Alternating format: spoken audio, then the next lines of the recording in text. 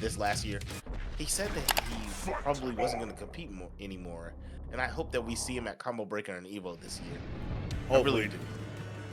Yeah, he's waiting. He's one of my favorite competitors. Me and him had a wild back and forth offline, and I'll never forget my first time ever defeating him because he was one of my demons. He was beating me so bad. He's my demon too. God, the dude was ridiculous, bro. Speaking of ridiculous, though, yeah, we got Vouivre and Zero. What was Vouivre's original gameplay? I mean, not gameplay, game tag. I think it's always been with Vouivre. Ever since I met him, he's been Vouivre. No, dog, that's an OG player that changed their name. Really? Yeah, I don't remember what the original name is. If you know in the chat, please tell us what Vouivre's first gamer tag was. I've been playing this guy for years, and then he changed to Vouivre. But Absolute Zero right now has the stagger combo going. No break attempts from Vouivre. Locks out, Shadow hits, and not gonna be enough, but one more touch. Tried to go for the command grab afterwards, no. And that bat from the instinct saving Vouivre on that jumper right now. So now Zero with his back in the corner. Vouivre setting up bats. Ooh, with the empty jump low. And catches Zero, not blocking them toes, bringing that back. In the chat, we have now gotten the information. It's Crosstail. I remember now. Oh, that's who he is? Okay, yeah, no, he's an OG then. Yeah, definitely an OG. He's putting on some OG pressure right here. Command grab through the heavy bats. At the last one, leaves a little gap for you. Very good setup there, but wake up command grab from Absolute Zero will get the job done. Both sitting on 2 bars of shadow as the instinct bar depletes for Absolute Zero. We'll see Vouivre get another as he gets the corner. Also, nice combo, but the break on the mediums. Right now, again, Zero getting caught on that backdash there. Here's the setup again. Crosses up and catches it. But Zero breaking again. He needs to keep this pressure away. But this is the difficult part. Is that with Vouivre, with Mira, again, high air dash mobility. And she can just get in just like that, but doesn't pop the Ultra. Never mind. Baits out the lockout and goes straight to Ultra. Woo. Vouivre with the 1-0 so far over against Absolute. Your life. Dash up Shadow Bats. That will lock out the best of them, brother. You actually might as well hang it up if you see that one, because there's so many shadows in the game where they can hit you with that dash up, maybe a grab attempt, right? So you're kind of looking for that, and then they go into a shadow, and it just leaves a moment where you try to tech, and you're gonna get the timing lockout. You're gonna get that every single time, and my goodness, if you press the grab attempt, Vouivre with a very solid round there. Absolute Zero, one of the best players in the game at this moment, and to see Vouivre take that round, very, very well played. For sure, and of course, Zero right now starting off strong. What I do love about Absolute's confirms is that how well he can link off them. He got that anti-air going with Hisako, and then immediately gets the Rekka and to put Zero Vouivre in this position. But now Zero, unfortunately, as I speak, now his back's to the corner, and this is where Vouivre's gonna get started here. Oh, so sneaky. So sneaky with that dash, bro. Oh, that was Dragon Ball Fighters, man. The Dragon Rush, we got those. Oh, you're right when you're about to touch the ground, you do an air dash, great break on the heavy, coming over there, landed the medium punch, but doesn't get the punish. Oh, chooses to go into command grab. Will this kill? Not yet, but goes into the ender. Whew. So folks who don't know, about Hisako here, her instinct here puts her in infinite wrath meter, where she can essentially, all her normals become stagger combos at that point, become counter hits. So Zero can do some nutty stagger combos with that, but gets chipped out here. As I start speaking good about Zero, the commentators kicks in for him.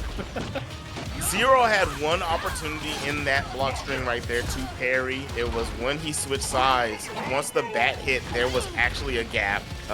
It wasn't tight enough for Vouivre, and he didn't parry. So he ended up losing the health gauge, but he still has a very solid lead here.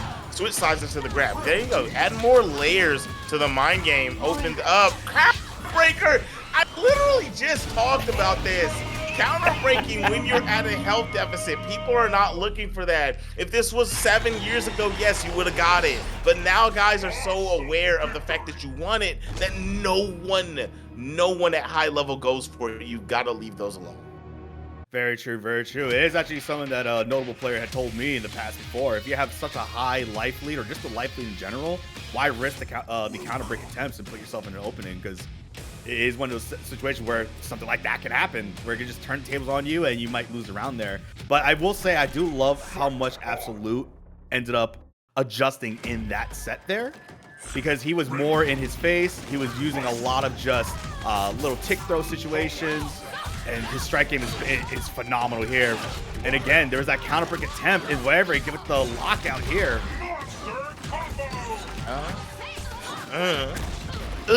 Knockdown. What we got? Jump over. Oh no. Goes front side with a jab. I don't know about that one, Absolute. But we're gonna get some good damage here from Vouivre. Give me my health back. This man did a meaty command grab. I love it. I love it. Get the health back and then push towards the corner, but now you're back to the corner. You can't keep her there for long. Side switch is there. That is so tricky. Disgusting. Gets the life back again here, and Vouivre making real good use on that air dash and just using Mira's mobility as best as he could. But this could probably kill, and it does. Good, great juggle from Absolute off that confirm. That was very, very well done. I understand what Vouivre wanted, but it didn't quite work out. Either way, we are going to get a tied game here. Both sitting on the same amount of meter, but Instinct still on deck for Vouivre. I look for this to be popped here in the coming moments of these health bars. Oh, and again, using that miss just to bait out anything that Absolute was trying to get on that jump in. Gets caught with the standing medium kick. Good stuff, Vouivre. Great. I like the break from Absolute, but that was scary because that actually could have been your health bar. This game, if this combo is done properly, this is it. You could just spend. Yes. Oh, yeah. 76 to take game number 3.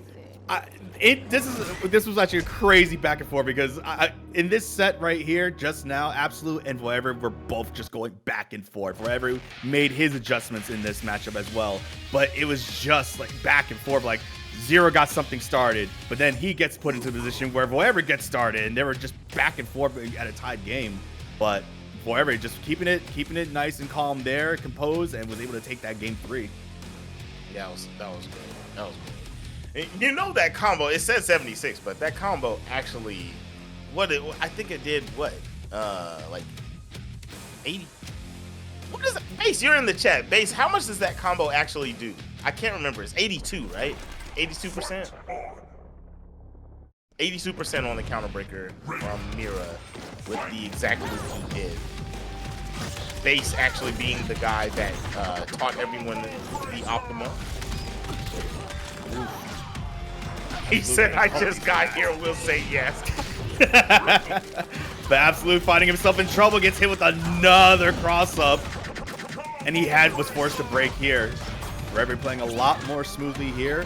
He gave him a little bit of a little bit of keep away here, but he's trying to fish out for some of these just little neutrals, throwing medium kicks. But now he's in a position of these stagger combos.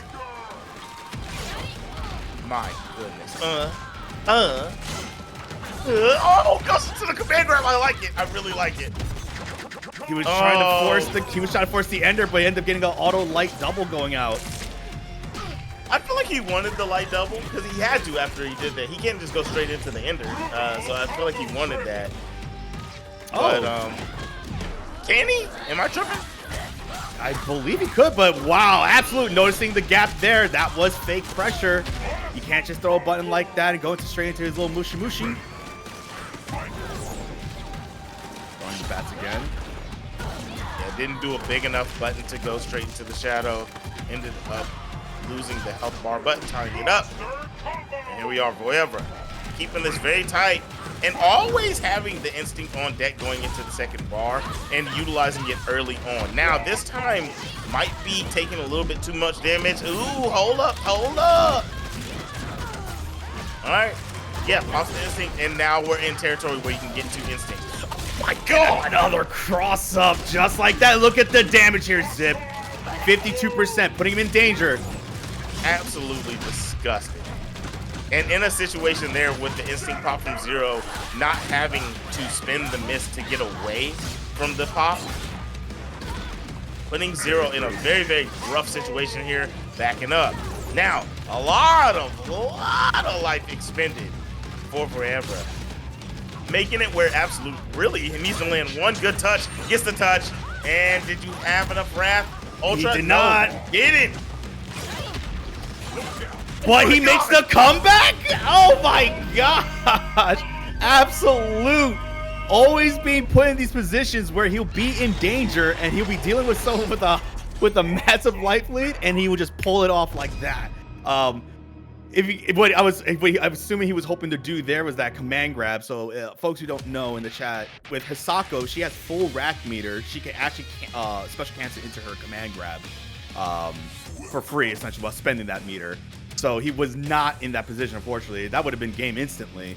But man, Absolute always clutching it out as best as he could here. Did a great job of it. Vouivre gave just a few too many opportunities. This character, Mira, she's really, really good on paper, but she just has a layer of the game. In a game that's already mentally stacked, she has so many more layers that she has to play with her own health gauge. And you have to do the right things at right times. And right there, just spending too much of your own blood, aka your health bar, to try to close out the game and not optimizing led to a defeat here, while Absolute Zero is showing us who he is and what he is used to doing to people, taking a lead here in the next game. Yeah, and I will say, it looks like Vouivre playing a little bit too much on the offense here, because Absolute is just sitting right in front of him, and Vouivre is trying to do anything to get out of these situations. He got command grabs several times in a row. And look at this, he's playing a little bit nutty here, and gets hit with the AA. And the lockout's going to clean this up. Oh no, he overextended! Overextension at its finest, and we'll see if Vouivre can capitalize. Now, oh my goodness, wasting bar on the shadow counter attempt. Mixulation station. Pop that instinct, and if you lock out here, you might be done. But ending it early, smart from Vouivre. Got a mix attempt. Over the top, yes! Wall splat. Command grab. No, he's gonna get it afterwards. Doesn't even need it, actually.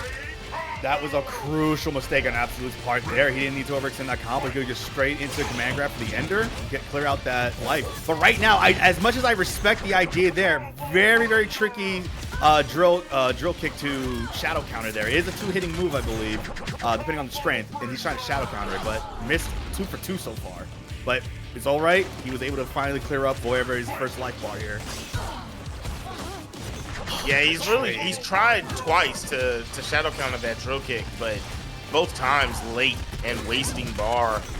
So he's had a lot of bar that hasn't went towards anything really at this point. Very true. Now the one thing I'm noticing, yes. Oh, yes.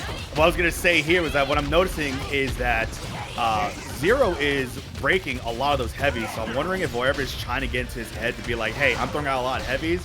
Do you want to still continue to break this? So I'm wondering if he's going to try to sneak in. And there it is, the shadow count on the drill kick. And that's going to take it. Absolute. Taking it 3-2 against Vouivre and bringing it back just like that.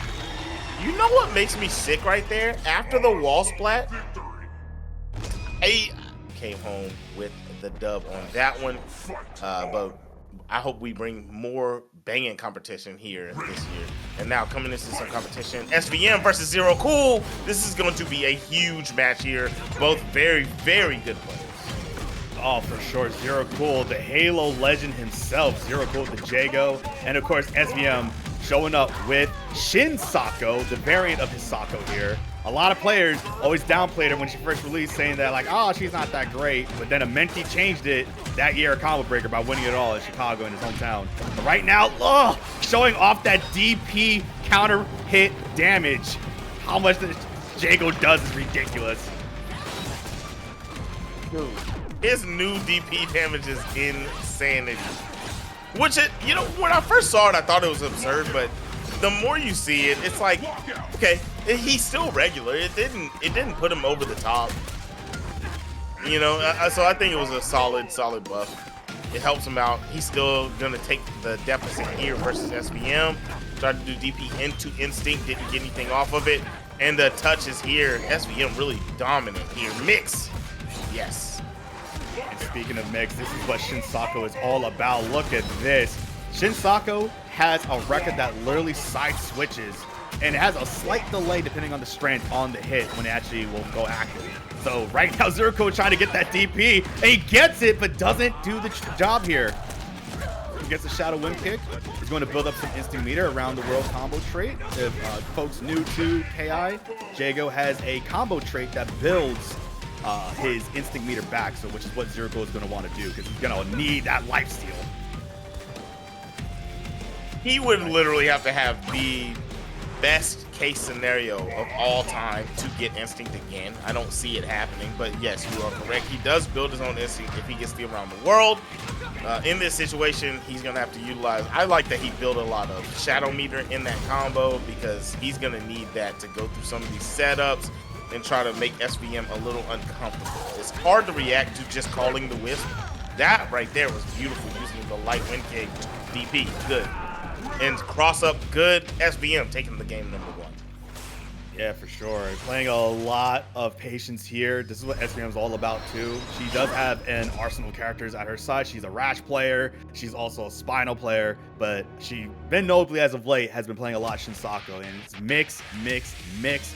Like you said earlier, this is what this character is all about. But as you can see from those last few seconds of that last round there, Zero Cool just had a struggle to get in because SVM was just throwing out the little projectile there, which she can use to essentially teleport across the screen by slashing across. So that's crazy stuff for SVM showing here. But right now, starting things strong here with the baited DP that Zerko is going to take advantage of right now. Unfortunate that he got such a small combo there because he started with double crouching short. He could have gotten a lot more off of that if he would have recognized earlier. But nonetheless, he got the damage he got, and now SVM kind of just putting on that blender. Nice light DP wake up. Get on that wall. Bop, bop, bop, bop, bop. With the flip out laser sword, but doesn't matter. Pops the instinct. SVM got them hands. Zero Cool, literally and figuratively speaking here, is getting those hands right now. The side switch again with the projectile. Just sneaky stuff. Zero Cool with the DP and the overhead. SVM getting her scalp. Just shaved. Going bald now. I like that, right?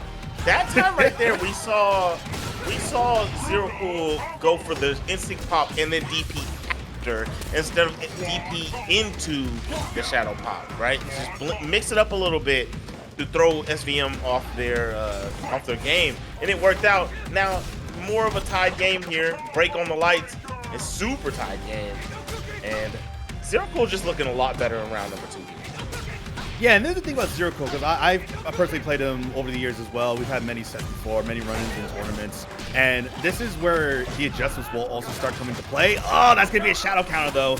But Zero Cool, as the match goes, is when he starts slowly but surely getting that info and start counteracting here. But right now, breaks the DP. Interesting. Wants to return it back to neutral, but those hands slowly but surely are going to catch him. DP! And there it is, Zero Cool. That second crouch light kick reached far enough that it caught the backdash, and he was able to confirm into the shadow light kick. That was absolutely beautiful. Absolutely beautiful. Gotta love the download that's happening on Zero Cool's end here, tying it up right now. As you mentioned, that crouching light kick doing its work. I will say Zero Cool is also mixing up as well here. He's catching SVM with the overheads here and there, setting up for flip out combos to build more potential damage as the match is going on, which is definitely what you want to do with Jago, especially with that DP cash out. Ugh. Yeah, he's definitely been blessing the cabeza with the overheads. He's been putting the holy water on the forehead. So I love that. I love that. You know what I mean? I'm enjoying it now. A little bit too many DPs being ripped. They've worked thus far, but I don't know if they'll keep working. So you might want to be a little bit sparing with the DP callouts. I'm not gonna lie, I do like SVM's call out there on that wind kick, but right now both returning into neutral here, just trying to keep it safe. SVM not overextending, just wants to play the patient game here. But Zero Cold can also play this too, so slowly but surely, looks like he's gonna try to figure things out. Oh, this sucks. Yeah, I understand. He didn't want to throw a wind kick after he landed the 2 lights because he was like, man, I'm just going to run into the projectile. And it would have been an opening for SVM that SVM ended up getting anyway. This is just a lose-lose situation for Zero Cool. Yeah, so we're going to have to see what he wants to do here because now he's sitting on Instinct. Didn't get a chance to use it in the first life bar, which is essentially something that you don't really want to catch yourself in not doing here. But Zero Cool trying to play Fireball here, shooting those into Kukins. The SVM with a projectile of her own, which is kind of nutty about her projectile because it can eat up to 2 hits on a projectile, which is ridiculous. Is it only 2 hits? I thought that it just 8 projectiles. If like Zero Cool did a full charge into Kukin, then they'll clash. Gotcha. All right, back to the wall here. While you're at a life deficit, not a good look. Empty jump toesies, SVM. Really just whittling away here, not getting big damage. The hands will touch. Crossed up. Oh my goodness. And that's a lockout. So, not enough time to put into Ultra State. Oh, but here's the oh no, blows out the combo. That was gonna restand to Ultra. Shadow Wind Kick catches the jump. Doesn't kill though. That's good chip. Oh! My lord, Zero could fight for his life. He's just about to get Instinct, so one more around the world, he can get it. Or just a sneeze, he can get it. Yeah, if he just gets touched and doesn't get confirmed on, he can get his Instinct and then he'll be able to get a little bit of health back. The thing is, I don't even think even if he gets health back and he lands a health gain combo, if he'll be out of ultra range. I think once he gets touched after that, he'd still be in ultra range. So I don't know how much it helps him really. He'll be able to deal with more chip. Yeah, that's good. But this is a really, really scary situation as the music is portraying for Zero Cool. He gotta love that intense really sound, man. What to do in this moment? Not really ripping anything. No wind kicks coming out. Yeah, this is literally all SM has to do because she's choosing when to set that projectile active. Oh my god, but she's gonna get hit here. Zero Cool found it. There's the heavy lockout, but he doesn't have the meter right now to get that life back. No, he missed it. With the wind kick, no crushing.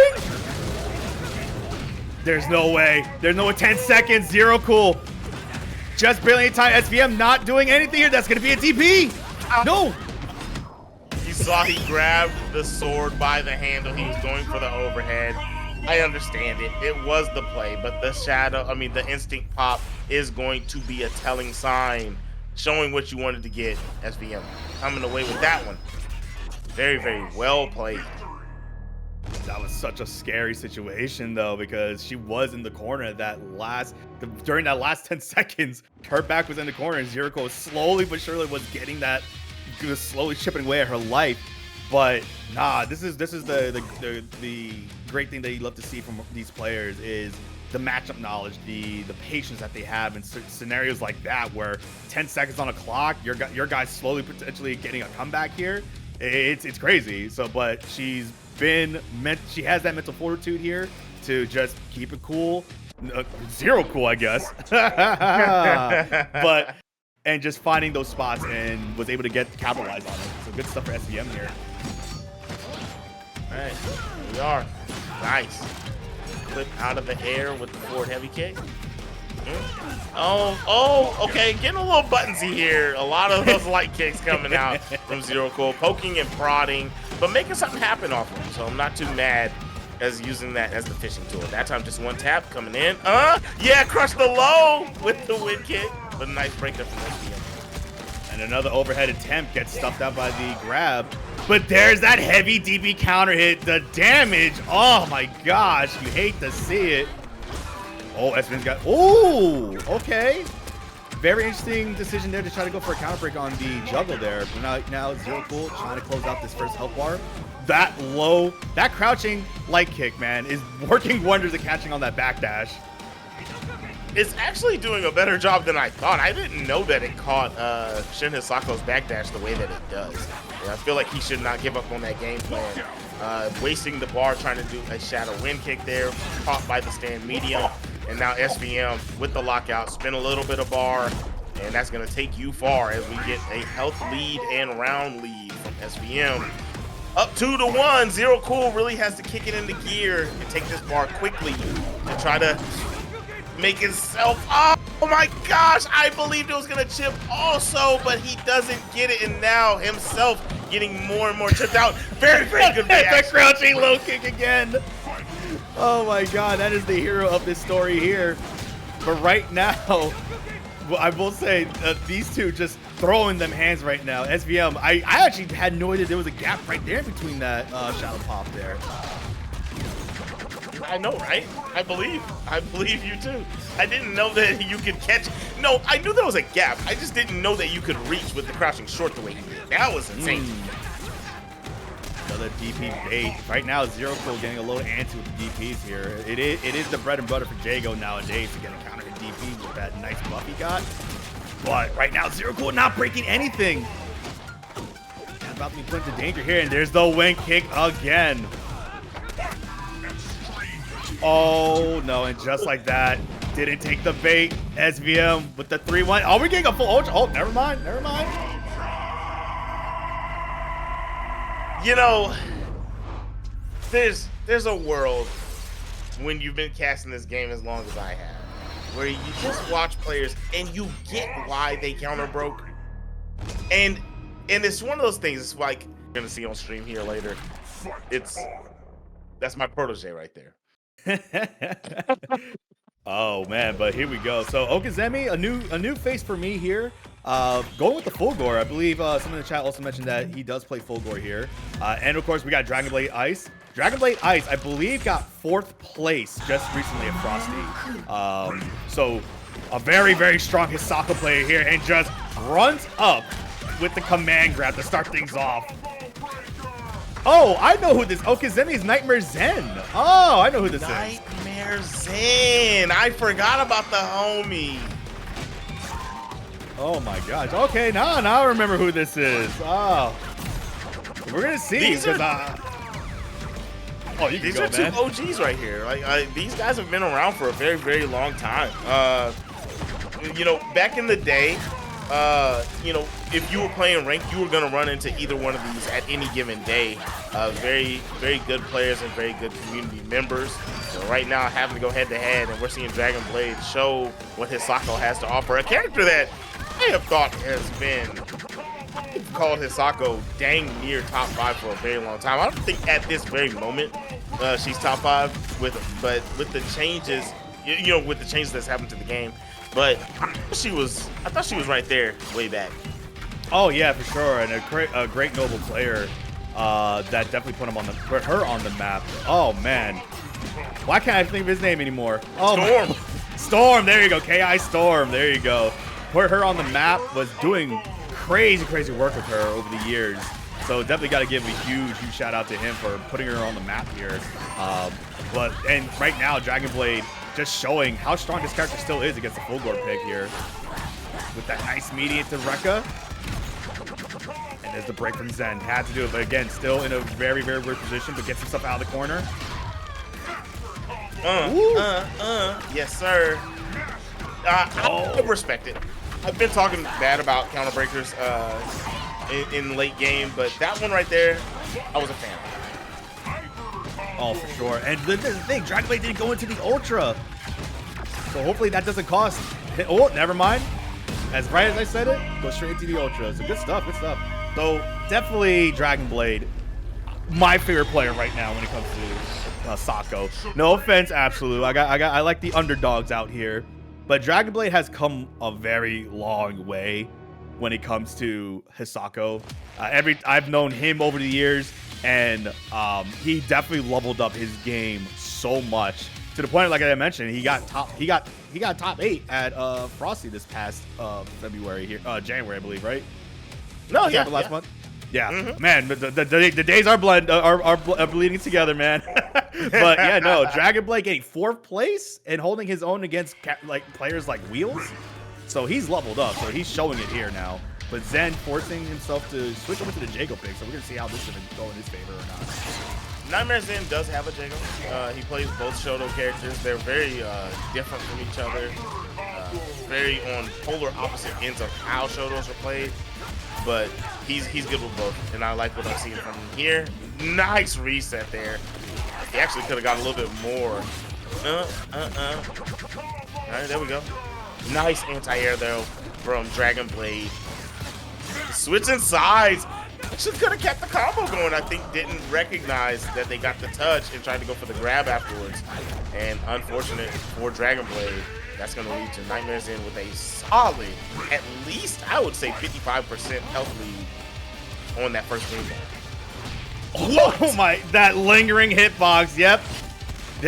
Jago could do some stuff like that, gaining a DP. It's like basically hitting Dawson at that point. Ooh, yeah. Cute little juggle here.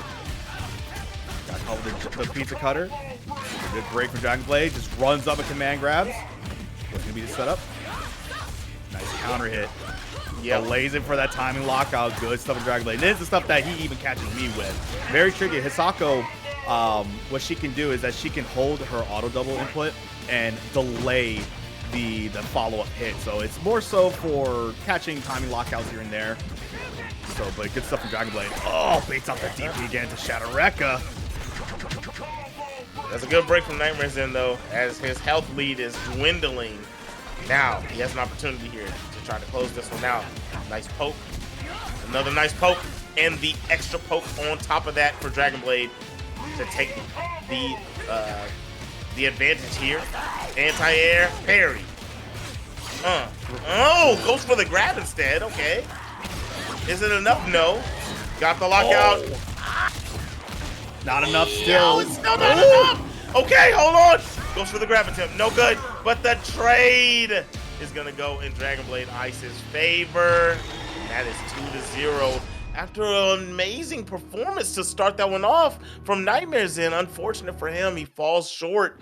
And now he's going to have to make a 3-0 comeback if he wants to win this one. But DragonBladeIce is very, very in control. Oh, yeah, for sure. And it's going to be coming down to one of those things where the Fulgore pick had a lot of trouble there. Jago here did him a lot of favors here and was keeping this match in his favor for majority of that matchup there. So we're going to see, is he going to stick to Jago, which it looks like he will, which I respect. I personally, if this character was working really well in this matchup, don't change it up there. But good stuff on that confirm, but immediate break from DragonBladeIce. He gets called with a forward heavy kick. Oh yeah, I'm definitely sticking with Jago in this, right? He's been doing his thing, gets a nice level 4 ender, solid damage, and the health lead is huge again for Nightmares in, but counter breaker! Oh my god, oh my god. That is going to hurt. Look at that, 21 hits with 55% to close it out there, but timing lockup for DBI here. Nightmares then trying to do something here, but my lord, this is where Hisako really started becoming a problem here. But it's okay. The wind kick, again, the hero of the store right now. Trying to get as much life back. Nice little juggle. Just like that. Very, very solid. Got him some good, solid health back too. That's at least 20% back. That means a lot here in this game. May not mean as much as I the thing that's really it's not gonna kill, unfortunately. Oh my god, but catches the backdash! You know, like, that's always infuriating me, right? Because against command grab characters, a lot of the time, backdash, in most games, backdashing is the answer to a command grab character. Because you don't want to jump and get anti-air into combo. But this character has an option select for you option selected. That's so insane to me. Yeah, I know. That is the crazy part about that. It's like, oh, you're gonna do this? Well, I can also do this. Joke's on you, bucko. But this is the crazy part here. These trade-offs right now, and that's another thing that really hurts going against Hisako. She gets, because of her normal staggering like that, if you trade with her, you're staggering for so long that she recovers fast enough to continue the combo off of it, which is ridiculous too. Insanity. DragonBladeIce on the cusp of victory. One special move on block and nightmares, and it's done. Whiffs the grab because it was 2+ on the jump light kick, mind you. And DragonBladeIce lands a command grab for the game. Or was that back throw? Either way, doesn't matter. DragonBladeIce, DBI as the chat has been calling him, is going to come and just hit a raw backflip for no reason in front of everybody. Shout out to that man. That dude is in shape. If you want to get some training tips, go ahead and talk to him for some real life training. But now we're talking about some real time games coming in. Absolute Zero versus It's Time to rule. I'm ready. We got Zip Jr. We got Zip Jr. We got Dual Master Zip Flex. Jr.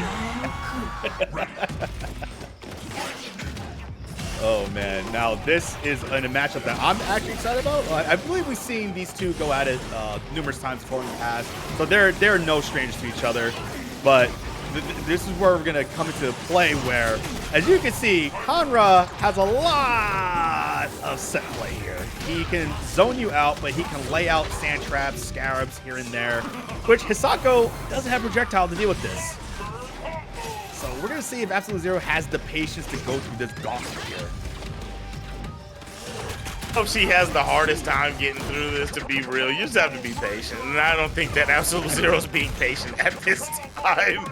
He's really getting clipped. And that's what Duel wants. Duel is the most patient Conra of all time. You can't parry that, brother. Why did you pop Instinct? That is a projectile. He's trying some new things. You can't hate. He's trying some new things. And now you're going to be wondering here, why is she glowing blue here? So Conra's grab or scarab or scorpion tail can inflict slowdown on the opponent, which makes a lot of their buttons and their speed, jump speed, a lot slower. So which Conra can excel and take and capitalize on. As you can see here, Duel just all over Absolute Zero and applying that slowdown again off that grab. That's going to carry over into the next round here. Yep, definitely going to carry over and still getting carried back into that corner after making the smallest amount of progress out. Duel in heavy control right now. Heavy control. Don't jump. Yes, very good teleport. You were not jumping out of there. Duel's looking for it. And he's going to get a beautiful tick throw off of the Shadow Scarab. Yes, sir. Look at the chip damage. Look at the grab. More slow applied. This is why Duel is so good with this character, because his whole game plan relies around making you hang yourself with the slow one. He always has slow applied. Big damage here from the Shadow Scarab. Yeah, and there's the thing too, like where he controls the neutral so well. Like he will just stay at a midstream level because just like you said, he is waiting for you to press a button. He's waiting for you to make the mistake, and that's where he capitalizes as well. But right now, Absolute Zero fighting for his life here, trying to. Oh my God! Grabs the meaty there. It's gonna work out. Delays it with the reset. Wow. Duel not ready for that, but he has the break going here, so he's trying to keep that first life bar active. Oh my gosh! Oh, there was a chip opportunity there for Absolute Zero. Doesn't quite get it. And now we're looking for Duel to get his own chip opportunity. But he's going to get poked by the stand light kick. And Absolute Zero still hanging on here for dear life. Sit down. Where you going? The air to air, knocking him up with a hard knockdown there. Duel caught jumping. That's going to recap. Oh, but this sand explosion's going to take it. This is another move that I will say I absolutely despise because of Duel. Duel is one of my tournament demons as well, and that one move always catches me when you least expect it. And another thing too, folks, that is, I believe it's unblockable, right? You can't block it, you just take it. Yeah, you got to deal with it. You know, that sand explosion, I'll tell you right now, I would have did it. I would have did it. We call that the mash for cash. You're like, my health lead's so big, doesn't matter. I'm pressing. Yeah. If you want to keep pressuring me, if you want to leave any gap, you better block after every button you press, brother, because I'm into this game right here. So correction, you can block Sand Explosion, but if you use like a shadow move, like I've tried to shadow ramp through it and I still get blown up by it. I'm like, okay. Yes, sir. So right now, Duel trying to keep away here and avoids the command grab. Nice little jump confirmed for Absolute Zero. A stronger start here. Staying in the pocket. So this is what he's going to try to do, which is not as easy as it sounds here, folks, because Conrad just has so much tools to just put you back and reposition himself. But right now, Zero is not trying to give him any opportunity to do that. Yeah, Duel's really having to utilize this instinct to get more mobile. Shadow counter is going to fail. Wasted meter counter breaker is going to be a big. I'm calling what, 58%? You with me? Possibly. No, he went for the wrong ender, so it's not 58. What are we going to get damage here? 52, and then he gets to reset. Why can this character do that, man? And he's going to get another recap. Into KO. So Conrad can recap multiple times, by the way. Why can that character do it? And mind you, it's unbreakable too. Yeah, exactly. It's always upset me that I don't like it. I've never liked it, don't like it, and I will never like it. Even if they bring out another game in 7 years, I still won't like it. But either way, it's working out for Duel here in the moment. He's got the Scarabs overhead, but flow is applied to add more pressure once Absolute Zero got to the mid-screen. And Duel back it up to the corner where his sand trap is. I'm trying to see what's interesting in this matchup is Duel hasn't utilized his shadow scorpion tail, right? Yeah. The shadow sand trap. And so he's not really put that into play against Zero, and I want to see if it's going to come into play later. Wait, he did it right there. Oh, he jumped out of it. He jumped out of it. Oh, catches the attempt here from Zero. Right now, Zero's trying to fish for those normals to catch for those stagger combos right there. And he's getting a good job at the AAs right now. But just Duel is playing a lot more patient here where he's making absolute whip on those. So again, it goes back to what you said earlier where he's just waiting for you to hang yourself essentially. And unfortunately, we saw a lot of that right now because Absolute, as I mentioned, he's throwing out some normals here and there to just catch Duel on maybe some whiff punch opportunities, but Duel is just keeping it patient and essentially just whiff punching him back. Oh yeah, Duel's pokes with the stand light kick, his stand medium punch usage. He's definitely poking properly. He's getting the job done. I'm loving what we're seeing from him. I'm trying to figure out what the answer is for Absolute Zero at this point. I don't know exactly what he's doing wrong, to be honest, except for being a little too antsy.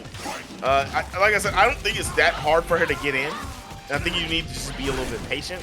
And Absolute Zero is kind of just rushing him down. But once he gets in, I don't know what the problem is because he can't stay in. Very true. I think it's more so the fact that it's like what a lot of people say with Rash. Oh, you do this with Rash, blah, blah, blah, this and that. But it's like, it's not as easy as it sounds because Rash has multiple ways to get out of the certain situations. Whereas Conra, same thing. If he has his sand right there, he can just jump out of it and use it to extend his jump. So it's one of those things where it really depends on the situation because Duel, what he's doing, he's having projectiles. He's having Scarabs active at the same time. So even if you get the hit here, the Scarab might be in your way. It might hit you out of your combo. So Absolute's just trying not to make that happen. You can't afford for that to happen there. I agree. Man, got caught by the slow, and now he has to really slow down the gameplay and wait a moment to come in. When the Scorpion Tail hits you, other than the grab, you do have less time to deal with being slowed down. The Scarab's on the way, and very good usage of the combo from Absolute Zero to make that nullified. Phase front side doesn't go for any cross-ups. I love this. And grab. Take throws. Oh, yeah. Rippage, shreddage, embeddage. Yes, Absolute Zero with the lead here for the first time in the set. Bars. Jumping beating kick doing some work here for Duel, and Duel is going to catch the jump in rare. Oh, closes out the first health bar for Absolute Zero and tying it up here. So, and this is what I'm saying here. Now the round's over. Conra now is in a position to just start whittling away at your health here. Absolute Zero, this is one of those cases where you can't afford to play scared against a character like that. Especially like a player of like Duel, because he will take over at that if he sees you're playing scared. And what a shadow counter! That was a god tier shadow counter, bruh. Oh my days! You do not see that often. I'll tell you right now. Oh my days! Oh my days! You don't see that at all. You spit with that one. Crossed up into the grab attempt. Into the corner. More slow. All your buttons are going to be slower. Very good job there. Jump light kick does get you out of that situation because it's a light, so you can get it out a little bit faster while you're slowed down, but it did not matter. It's not going to pay dividends. What are you going to do here? Look for the jump. Oh my gosh. You can't really make the right choice there. You had one opportunity, which was to wake up Shadow, and you didn't want to do that because he had meter. If you were wrong, he Shadow counts you for game. That was checkmate from his time to duel. That was disgusting. Do your thing, my boy. My gosh. We got Zip Jr. taking a 3-0 and going into top 8. 3-0, a solid 3-0. What the heck? What am I watching? Oh, you don't know? You don't know? He's been playing Aria. I'm gonna pull the hater. Hold on, let me. All right. This is my hater card right here. Oh, there we go. My hater card right here. NotAlexV plays Aria. And I've said this to Base before. Base plays Aria. They don't have an Aria. I'm not even hating when I say that. I got an Aria, but like he's got an Aria. Bro, when you see Chronicle and you see Extreme Zombie, and you watch these two, the two guys I just named, it's not that crazy when I say they don't have an Aria. I'm not saying they're not good. They're great at the game, but I'd rather see their real characters come out. Nah, I feel that. I feel that. But right now, SVM with the shadow counter, and this is a little attention to detail on the last patch here. The shotgun need that Aria has, they slowed it down a little bit more, so that makes it a little bit more easier to shadow counter, and SVM was able to get that shadow counter and just taking the first body. So if you guys are a little confused as to why does Aria have 3 life bars, she's essentially a Marvel character. She can switch between bodies and call them out for assists. She still has the same amount of HP as everyone else in the cast, but they're split into 3 life bars here. And we're probably going to see the death of her second one here because, oh my gosh, it is gone. SVM just swarming NotAlexV right now. Is what I'm saying a little fitting right now? I'm trying to be nice, you know. I'm trying to be, you know, I got to give kudos here because he beat me the other day with his Aria with my Rash. So I was like, he's got an Aria. Okay, all right. I'll stop. But I'm washed, though. What can I say? Oh, brother, you don't want to see me. Oh, that's going to be big damage here on the heavy lockout. Bop, boom. Bam on deck. What's the play? Cross up. Boom. Knockdown. Switch sides. Grabbed. Is that enough? I think that's enough for Aria. I think it's enough for Aria. No, it's not. Close. Wow. Cross up is, though, and SVM taking game #1. My God. Just SVM with those cross-ups, man. It is insane how crazy and how tricky Shin Hisako can be. You know, a lot of folks, again, when she first released, said that, oh, there's no potential with this character. She's bad. But again, we had players like Menti in the past who won Combo Breaker, one of the majors for KI, with Shin Hisako. And then also we have SVM showing what this character can do. You're like, yeah, she's not really crazy damage, but like that damage, that small damage starts building up real quick. I do want to clarify here, though. Menti really won that Combo Breaker with Eagle. It was Eagle, okay. Yeah, but he was saying Shin Hisako was good. Yeah, he did run a lot of Shin Hisako through pools, but what won him that tournament was for sure Eagle, especially because nobody knew what either one of those characters were doing, and nobody knew what Eagle was doing at all. I don't think anybody knew what to do against Eagle for like a year after that. Oh, I knew what to do. Just wicked tongue in. Because we got Rash, NotAlexV, the Battletoad King here. Swapping over to Rash. This could go a little bit more in his favor, but this is the character that everyone knows AlexV for. Over the years, he went from Opus Safari, he was a little baby toad, and then he grew into NotAlexV. But there's the shadow counter, and we're going to see what SVM is going to do here, but immediate break for AlexV.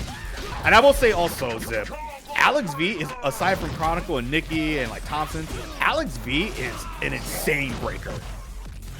For sure. What? His breaks are nuts. One thing that since my tenure as a competitor in this game, one thing that I've noticed from a lot of players is that I think majority of the top players now are amazing breakers, whereas back then we had maybe like 4 or 5 guys that were god tier guest breakers. And you know, we watch these guys now. I think the majority of these guys, they break everything, and they attempt to break everything. But AlexV is correct more often than not. Oh yeah, and I will say, because like right now he's got the life lead here and baked out the DP. And when it comes back to that whole breaker situation, AlexV is also very smart with it, because he will do it where it will put him in a specific situation that's in his favor. So it's like, oh, if his back is in the corner, he's gonna go for a break because he does not want that. Want to be in that position. Or if he has your back on the corner, he wants to keep you there, so he will break out of nowhere and keep you in the corner. But right now, as I speak, he's in the corner, so we're going to see what he's going to do to get out of here. Oh, the side switch. Yeah, let me get some toes up off you. Ooh, over the top. Oh, how many times can I say it? And that one right there, to be real, that was actually one of the worst ones we've seen of the night. Because even if we saw that one land from SVM, that wasn't even a kill combo. You're playing one of the lower damage characters of the game. That wasn't going to kill. That wasn't going to give you ultra. It wasn't going to get you anything. So I just really am not a fan of that counter break. AlexV coming away with round number 2. And that's going to be 1-1 on the board. Do we see the same character come out for SVM? Because obviously AlexV is going to be back with the Rash. Do you mirror, or do you stick with the Shin Hisako? Honestly, I think she can. There's 2 ways that she can go. She can, well, 3 ways. She can stay with Shin Hisako, what she's gonna do. I was gonna say she might challenge the mirror, or she can go on Spinal, which I think Spinal could be a good pick against Rash, because Spinal can stop meter gain and instant meter gain as well, which you don't want a character like Rash to have.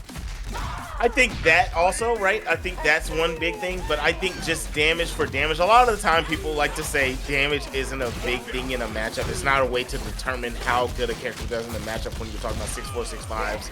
6'4", 5'5", and things like that. But I think that it does matter in the grand scheme of things in matchups. And I think Shin Hisako has a hard time equaling the damage that Rash can put out. Because, like, look, we have a good health lead here, but Rash could do this damage immediately if he gets the right touch. So Spinal would be able to put out a lot of damage. Yeah, and I honestly think that with the recent patch 2, though, with Rash, because damage, as you mentioned there, they literally shotgun blast his kneecaps off with his damage. A lot of his attacks now no longer pump out the damage that they used to. But so I think they might be honestly even in that regard, because they could both just set up situations where they could just reset combos and just cash that damage out more. But right now, what a call out on that DP, popping the instant into Shadow Boot. And with the bike cancels, but that also restands too. Man. Trying to get jiggy right now. Lands into the hands. A little too swaggerific for his own good. Nice anti-air. And gonna try to make his way over, but defense is here. Try to go for the low. No. The jabs are there for AlexV. Gonna take the health bar. And he's on the way to another instinct, so you're gonna have to deal with the bikes again before, I would assume, before you get your hands back. I mean, depending on how bad the keister is cooked. The keister, oh my lord. But right now, we're seeing SVM trying to play a little bit patient here. Little hard to kind of deal with that. Inserts, oh my god, the reset, not blocking the toes. AlexV using the goat ram, and there's the break for SVM.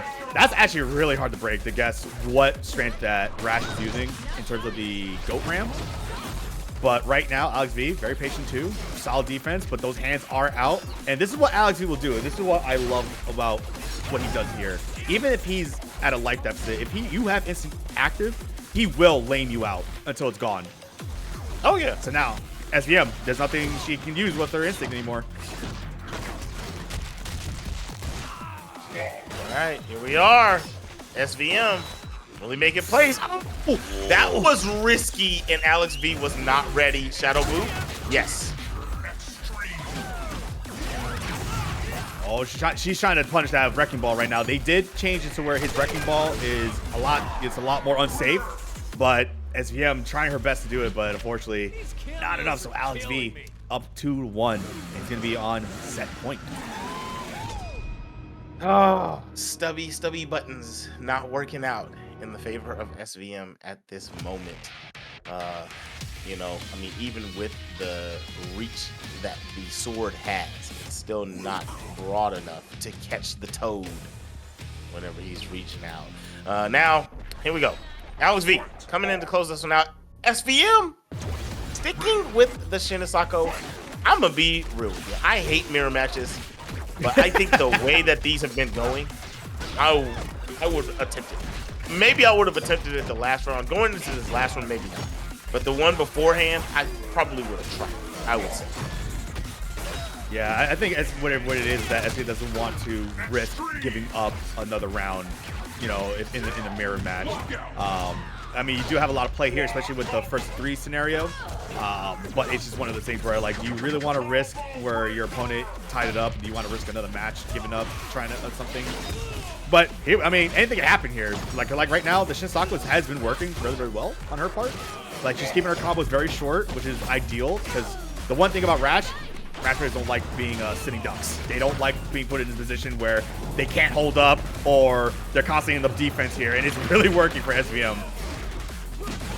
You know, there's times when the Shin Hisako instinct is very, very useful, but at that point, when you leave somebody on a pixel, it's kind of like, did you really even get anything, honestly, to me, right? You still lose this round. You landed your instinct, whereas other characters can kind of steamroll a whole health gauge off of their instinct. You landed it, and you put them in a really, really rough situation, but still ended up losing the round, right? Yeah. It's hard to know, it's hard to tell anyone that instinct is good. Yeah, no, that's very true, because, yeah, like you said, she got all that, what was it, like 25% that it does? I'm not entirely sure how much her instinct does, because it's not like Jago's where it does damage based on how much instinct she has left over. It's just a set damage rate. So, yeah, it's like one of those things where, like, yeah, if you get it early, well, you just lost your entire instinct meter, and now your opponents can just have free reign at that point. But, yeah, it's a very finicky one. Oh, my God, the crouching heavy was able to step her out of her shadow overhead. That makes sense to me. There's an anti-air from Shin Hisako. SVM. Gonna go front side. Baited. Yes. That's huge. Oh, no. That's actually not what SVM wanted. That's a wasted bar. But they're gonna get the damage. Tried to go. I guarantee that wanted the combo. And then wanted to get the mix on mix afterwards and land the hands. But either way, coming away with the dub to tie it 2-2. SVM. Holding on here, which is kind of funny because, like, I know we were talking about her whole instinct meter, you know, being just thrown out, like, just out into the trash essentially if it gets used up a certain situation. But it actually worked out her favor there because it reset. She got the meter to go off, even though she spent a resource to go into her shadow overhead. Yeah, the instinct got, but it was able to put Alex in a position where, all right, he's gonna be put into danger now. Yeah, it worked out that time. It worked out. I mean, still, once again, I think if Alex played the defense correctly on that wake up. Put that hater card away. I can't, dude. I mean, if he played defense properly, it still would have been like, oh no, you accidentally landed the hands on me and lost the game. It could have happened. My man said stop. It could have happened. One and done instinct, man. It just doesn't sit right with me in this game. It does play out in certain situations like it just did, but it's still rough, still rough. Oh my gosh, that was actually supposed to be backside, but SVM backdashed and wasn't able to block properly. Oh, she is trying to shadow counter that Wicked Tongue follow-up there. Very tricky. It is one of those situations that a lot of players still to this day are having a little bit of a gripe with Rash, where it's like, oh, if he does Wicked Tongue right above, he does a follow-up. What am I supposed to punish because it's so fast? It is one of those things where people are still trying to figure out how to properly do it. Players like Base, you know, I played Base before, I played Nikki, a couple of folks over the years, and they figured it out and everything, but it's still with certain characters, they still struggle to try to get that punish going. Right now, AlexV just wasting out that instinct here, playing lane here. You didn't think, what happened with that counter breaker? Whoa. I couldn't tell you, dog. he fell out of that so fast. What was that? I have no idea. My gosh, but that was optimal from AlexV. Taking that health bar, huge lead here. We're gonna need a miracle here for SVM to really bring this one back. Nice, very good spacing. But the wake up boot, spinning that bar, AlexV not mad at it. Didn't get the whip punish on that Shadow Rekka, surprisingly. But this is the thing with, where I mentioned earlier with AlexV is that he will play lame, but it works out because it reminds me of like Duel, where he waits for you. He'll get that life and everything, and then he just sets up, play, waits for you to hang yourself. AlexV will do the same thing. So imagine a Rash player laming you out with no projectiles and just playing keep away. That's oof. I know, right? That's terrifying. Ooh, the boot, it does clip, but it's gonna lead to the bike doing nothing. Oh no! Wasted bar for SVM. Health bar getting ripped apart. Double lockout. Grab, smack, and then what's the mix? Still got bite. You got one more? Yeah, that's gonna be the last bite there for that instinct. And SVM just letting the hands go. And AlexV, this is all he has to do. And this is what he's really good at. He's just really good at playing lame. And he punished with the Wicked Tongue. Oh my God, stop. Yeah, Alex is playing to the T right now. He is on point. The juggle's there. Front side, nice blocks. And very good anti-air. SVM still not out of this. I lied. Ultra. And that is going to be 3-2 for AlexV coming away with this one. And, man, that character Rash, he's something else, ain't he? I mean, I totally don't play that character. I don't know what you're talking about. What? There's two Aganos players. Oh, my God. If anybody in the chat remembers her name, but, oh, my gosh. But, yeah, no, they're two different players. But here we go. We got Mobius? Bane Mobius, there you go. Is that what you're talking about? No, I'm talking about, no, Baneling's name was like not too many Banelings or something like that. Was it? Yeah. Oh, so many Banelings. There you go. Something like that. Yeah, I knew it was something. I'm dumb. But right now, that's what it was. That's what it was. These two are throwing back-to-back counterbreaker attempts right now. But Chronicle keeping Banelings in the corner. Ooh, nice pump out the damage here using the shadow. And that is also the thing about Aria, where I mentioned earlier, where she's basically a Marvel character. She can call an assist. For setups like that, where she can keep herself safe on block by throwing out an assist, and that will keep you on that block for so long that even if she wins a DP, she can keep her pressure going off. That boy Kron ripped so many crescendos to close that first health bar. Locked out. It's going to be enough to take the first health bar from him. And, you know, it's so fitting that we are seeing the Marvel character of KI on stream here on TNS, as that boy Tong is a Marvel lover, Marvel 3 to be exact. I want Tong to play Aria. We gotta get Tong to play Aria, honestly. Bro, back in the gap, before anybody knew me, you know, I'll save it for after this happens. Boom, boom. All right, there we go. He got the shadow counter. That's gonna be into that one. Back before anybody knew who I was, and I was just kind of like terrorizing on ranked a little bit, I played Aria, and the Aria that I was playing, and the one that we got from Sleep, and I don't remember what my man's name was that got top 8 Evo with her. I can't remember what his name was. He was another Aria terror. If you go back and watch that T-Dragon. Sea Dragon. But those dudes were not playing Aria. Like, even Sleep, Evo Champion Sleep, that man was not playing Aria. Like, oh yeah. Like, bro, the Aria that we see now from Kron and Extreme Zombie, it's like, did they even know how to play the game? It's insanity. Yeah, Aria is one of those characters where she can just consistently put you in the vortex, put you in the blender every time. Those assists, even with a keep away game, because one of her assists will shoot projectiles. Actually, both of her assists can shoot projectiles, actually. It's just one of those things where it's just like that. There you go, base body. Just constantly shoot projectiles and just putting you in a situation where it's like she can keep you on block for so long that it resets their timer and she just calls it back out again. Yep. I like that they changed it, that you can hit the projectiles and leave them out of play a little bit longer now. And there also in this matchup used to be an exploit that Kron used to have where he could, I don't even remember exactly what it was, but it was like you couldn't break something specific with Aria versus Aganos. Aganos couldn't break a certain thing and he would just get opened up constantly by a certain mix-up.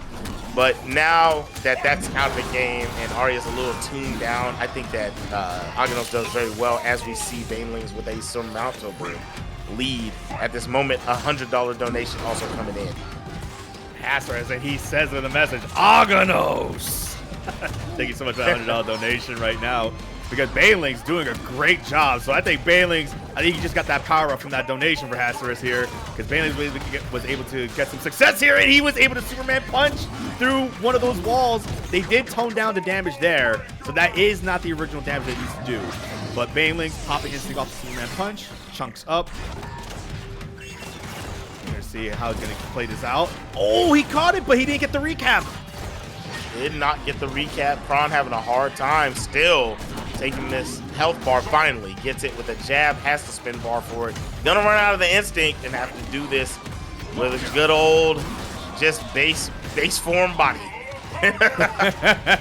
Now there's a scary part here though. Kron is in a position where while he was in instinct, because all her bodies become active, they all take damage. So his remaining life bar right now on his other assist, not looking too hot, but there's the the shadow counter. That was huge, but that's even bigger. The grab, the slimma jamma. BANELINGS moments away from taking this one if Kron can't figure something out.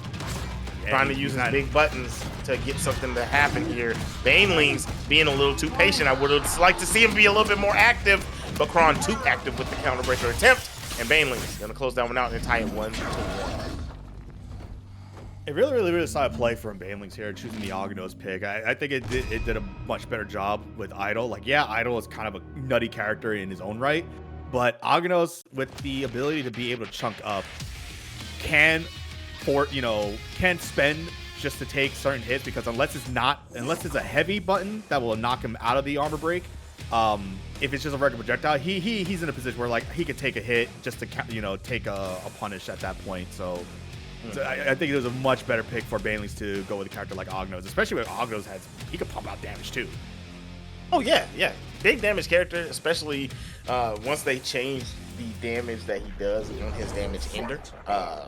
That's a huge deal for him. Kron reaching deep into the bag, going back to his natural form and going to the Shadow Jago. He's gonna just try to blend him, take those chunks off, which he has done very early, and the damage is now about to vortex its way in. The hurricane that is DaaChronicle on Shadow Jago has commenced. Oh, for sure. And BANELINGS I don't think he meant to chunk up right there, because he put him in some position where Kron was able to capitalize and get a combo going. But here we go. BANELINGS getting his pressure started. Decides to chunk up. Got one bar. Sets up the wall. Oh, the drop kick, though. And right now, this is where it becomes a little scary, because Aganos can manipulate the playfield here in his favor and basically keep you in a corner. He can try, but with a character that can dash straight through your body, it doesn't quite work out. And Kron, definitely. Man, ripping his way through that first health gauge. And no chunks to be found for BANELINGS, having a rough go at it. double overhead attempts, both blocked from Banelings, but afterwards, ground. He actually was not going for that. He tried to do the other shadow, but the inputs got crossed up, and he got shadow punch. How do you block it? Don't ask me, brother, because I don't know. And there's a thing too. Sit down. My gosh, Jago is one of those characters where I spoke to a couple of Jago players over the years, and they said that he's like one of those high risk, high reward type of characters. Doesn't really do the damage that Jago normally does. Jago can definitely out damage Jago, but it's one of those things where the damage just adds up so much because of how his mobility is. He can cross up, dash up, because he's got I think one of the best forward dashes. He literally just teleports massively, and just gets these positions where he can just cross counter it like over and over again. Oh my gosh, but Banelings try to shadow counter, and just like that, Jago can just shadow through everything. Oh man, this character. This character, Shadow Jago, oh my god, I hate him. I hate in any fighting game, I hate any character that makes you play like that. I'm looking in the chat and they're talking about Chip Zanoff. My man's in Guilty Gear. If you are literally just out here making me guess for my life in regular situations, I'm not on Oki, nothing. You're just dashing through me, popping over the top of my head, you're teleport. If you're doing that, I hate you. You're a character that will never be played by me, and I don't want to fight you. Now, this is actually a very surprising thing here. Banelings opting in the Sabrewulf pick? I didn't even know he played Sabrewulf. I didn't either, to be honest. This is new to me. Oh, baits out the DP, but Chronicle using that surge meter. So there's another thing too. A lot of you folks might wonder, why does Jago have 3 bars compared to the 2 bars of Shadow? So that first bar is a surge meter where he can input the strength again the 3rd time, and it will amplify his attack even more. So it'll make his DP do a second DP, teleport dive kick, stuff like that. So Chronicle using that agreed use for him. Now he just got called that throw, and that is the unfortunate situation. Jago's forward dash, sometimes when he goes for a throw, he'll still be facing the direction he initially was facing. So stuff like that will happen. Yeah, it's just unfortunate.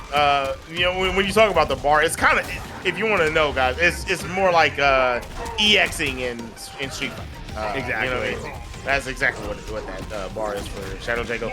And right now, Shadow Jago getting terrorized. Chronicle blocking the overhead. DP, yes. But wait, what? What was that?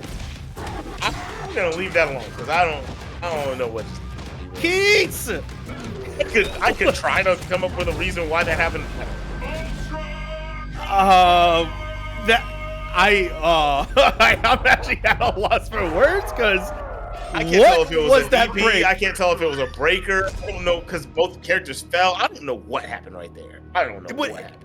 It was weird because Sabrewulf fell out of that, but Jago was still standing as if he got hit by something, but the breaker animation went off. What? Exactly. I don't know. I'm not even gonna do it. I need Keats up in here. Keats, what was that, please?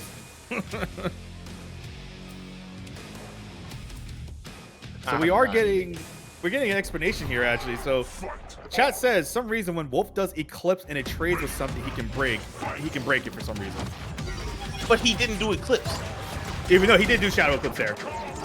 No, he did Kron was in the corner and he did the overhead.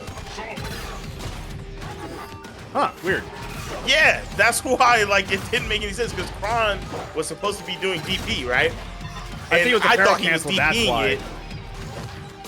Oh, he barrel canceled? Yeah, he barrel canceled, that's why, yeah. There you go, that's why. Ooh, so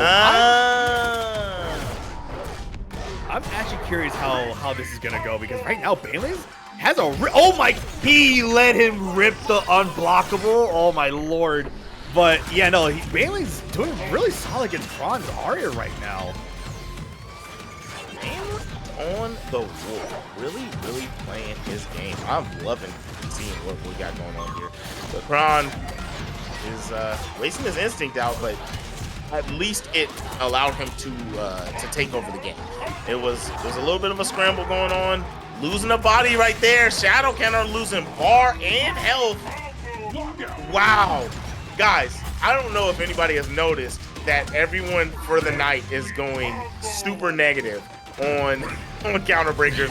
So we're going to have to take the under here and stop doing it because they're not working. You guys break so well that people are just not right on counter breakers ever. I don't know, man. I think our players here are trying to prove you wrong right now. They're trying to get it going. It's not working, man. Good solid break from BANELINGS right now. Kron down to 2 bodies at the moment. But BANELINGS putting up a fight here, man. Like, I'm honestly impressed. I think this might have taken Kron a little bit for surprise because he was probably anticipating the Eyedol switch instead. But just a wild card pick from BANELINGS, but it's working out, honestly. Ooh, what a clip. After the stare down break on the heavy. Kron anti-air. What a read on the jump. BANELINGS with the instinct on deck here. He's in danger though, so he can't afford to get hit here. That is gonna chip him out, but he got caught in a dash in. And Kron taking it 3-2. Advancing our winner's top 8 right now over BANELINGS. But good stuff to both players right now. Like BANELINGS again. Wild card pick. I was not anticipating this. AlexV. And in last year's account breaker, Sonic Dolphin is top 5 right now. He doesn't pull up enough. I'm not going. If he went to more stuff and he played in more onlines and consistently did it, yeah. He has good show ups and show out, but he's got to do it more. Top 5 for sure. But aside from that, we got another heavy hitter happening right now. We got dual Master Flex versus AlexV. AlexV is still opting for the Aria pick though, which is honestly surprising. I mean, I think he's trying to test run it here, you know, see how Aria. I mean, he's been playing a couple onlines recently with Aria, even Fulgore too, compared to his Rash. So I think he's been having a little bit more success with Aria lately. Yeah, I mean, in this matchup, yeah, I would agree.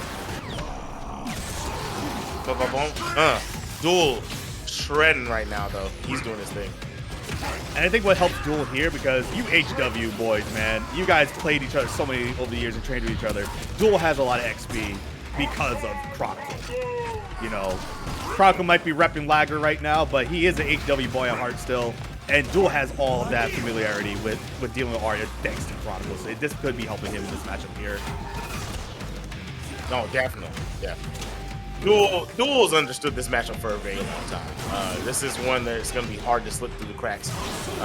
I don't think many Arias can beat him. I think this is a hard pick for AlexV, but obviously he's tried the Rash against him a lot over time, and he has games to give. So maybe he just wanted to try this here, and he still has an opportunity to win this one. So it's not a bad pick here, no matter how much Duel understands the matchup. Letting this Shadow Scorpion Tail, this Shadow Sand Trap do its job here. I don't know if it's really working. Aria doesn't do the greatest chip, but if she doesn't play your game and she just keeps chipping you, then what are you really getting off of it? AlexV does play into his hand a little bit. He wants to end. It's not working. Duel really just going to lame this one out, and I'm not mad at it. Yeah, I know. And this is how Duel knows how to deal with players who are just all over the place, who have just all about, let me just run in and throw stuff at you. Like, he's dealt with me, you know, just as a Rash player. Like, you know, Duel knows how to keep characters like Aria, Rash, who are all about like straight up offense, rushing you down, and just making you a sitting duck. And that's where I feel where he has that upper hand against a player like AlexV, who's all about that. Make him a sitting duck. Yeah, now you're in his head. What's Alex gonna do? Yeah, Alex is an antsy type of player. He's doing a very good job of playing patient right now, but the counter breaker is going to be huge here. Conrad with some big damage. Take that life bar. And luckily for AlexV, he is playing Aria, so he does have an opportunity here with this sliver of health that's going to be hard to overcome. Break on the heavy. Very ballsy of that boy Time to Duel, because a counter breaker could have meant everything. Shadow counter could still mean everything. Lockout, no, doesn't even attempt. And AlexV coming away with a clutch game with 16 seconds on the clock. 1-0 against Time to Duel. My gosh, man. It looked like Duel had that in the bag, but he didn't want to challenge any of those breakers because, again, it just comes down to being afraid of are they going to throw out a counter breaker? Because he got a successful one, and he was able to get rid of one of his second to last body. But again, AlexV, we talked about earlier, one of the best like breakers out there. But he picks and chooses when to do it, and that's the scary part about that. Yeah, I agree. Okay. All right. I was about to start the most nonsense rhetoric. What character is Duel gonna go to? Man, we know dang well this man going back to Conrad. What am I talking about? He does have Omen. He plays Omen. Well, not anymore, at least. But, yeah, I was about to say, stop it. And Glacius. He's got Glacius. So who knows? But Conrad's definitely going to be his go-to. Because now he's getting the show started here. And what I do love is the fact that he's using that jumping light kick to catch those air-to-airs to stop AlexV from trying to use his flight to set up these little situations where he can go high-lows and everything like that. Yeah, he's doing a great job, air-to-air, and there it is. Once again, as you called it, air-to-air with the jump light kick. Another dominant start for Duel, but we saw the clutch come in for NotAlexV, but how often can you clutch is the question if Duel keeps up the same gameplay that he has. There it is. He's the Shadow Sand Trap out again, but depletes it immediately for a tornado. And catches before he touches the ground. That was not acceptable. Yeah, no, that was a great reaction for AlexV. His awareness is also very, very on par with everybody out right now, the top players. And it's just one of those things where you think you have the upper hand, you think you have the edge over AlexV, but he can just immediately shift that back into his favor here. His awareness is just very smart. And I mean, at this point, he has the health. So much potential damage on the board, on Duel's side. He's gonna get a good block there. Jumps in, doesn't get anything off of it. AlexV, very, very good patience. Recap? No, he wants the Shadow Sand Trap to keep him locked in place. I'm not mad at it. He's got the slow on and everything. And this is just whittling away at him. Very good shotgun knee to get out of the corner. I don't know, that was really insane. Like the amount of chip that AlexV took in that corner, the amount of damage he was taking over, like just over and over again, because it's one of those situations. If he has Scorpion Tail and you're standing on that sand, you're just going to be sitting there for blocks for days, and eventually Duel is just going to open you up. Duel is falling apart at the seams as we speak, man. He started off strong, but in the later moments of this one, AlexV just making the right decisions. Opened up, break on the medium. That could have been the game. What do we have here from Duel? Do you have anything left in the tank after watching him come back on you 2 times in a row?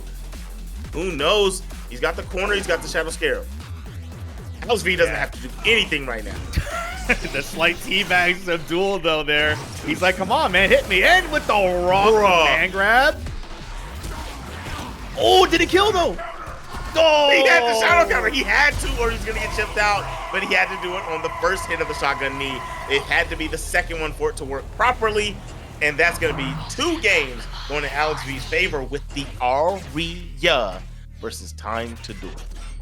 I totally respect what Duel is doing there. I think it might have been one of those cases where, because of the change to the shotgun knee and they making it a little bit more easier to shadow counter, I think he probably thought they're like, oh, I can shadow counter the first hit and the second one would take too long.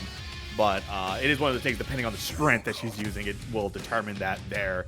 But nah, like, this is one of those things where, just again, AlexV, he's just constantly downloading you as that set's going, and you will just change it up.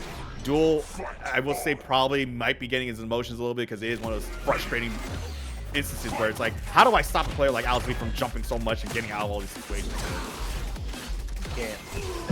That's the answer. You can't. You can't.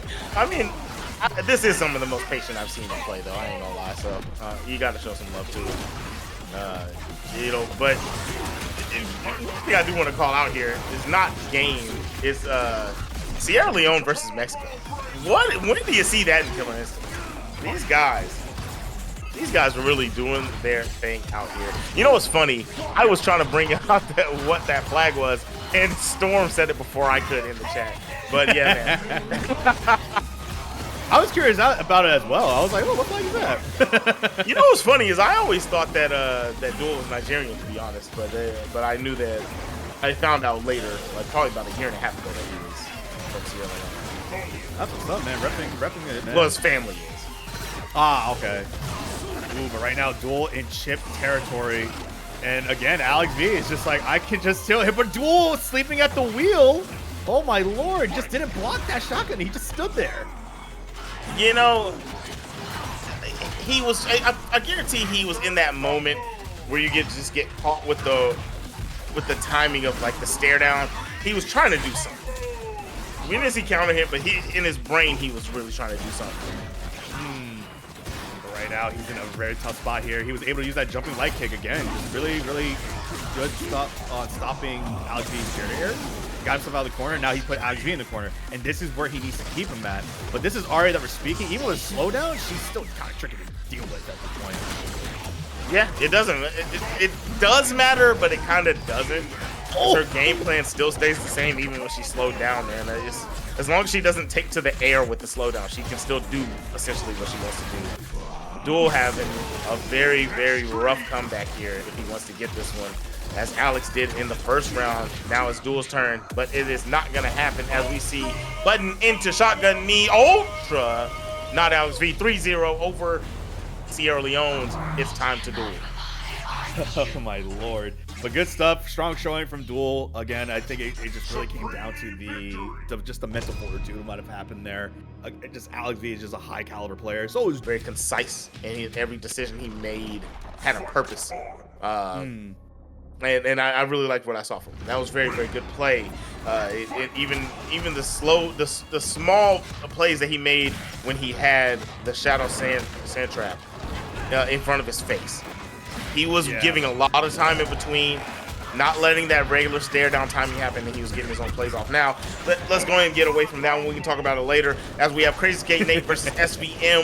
SVM on the Spinal for the first time of the night that we get to see. Maybe it was off stream, but CrazySkateNate going with the Omen.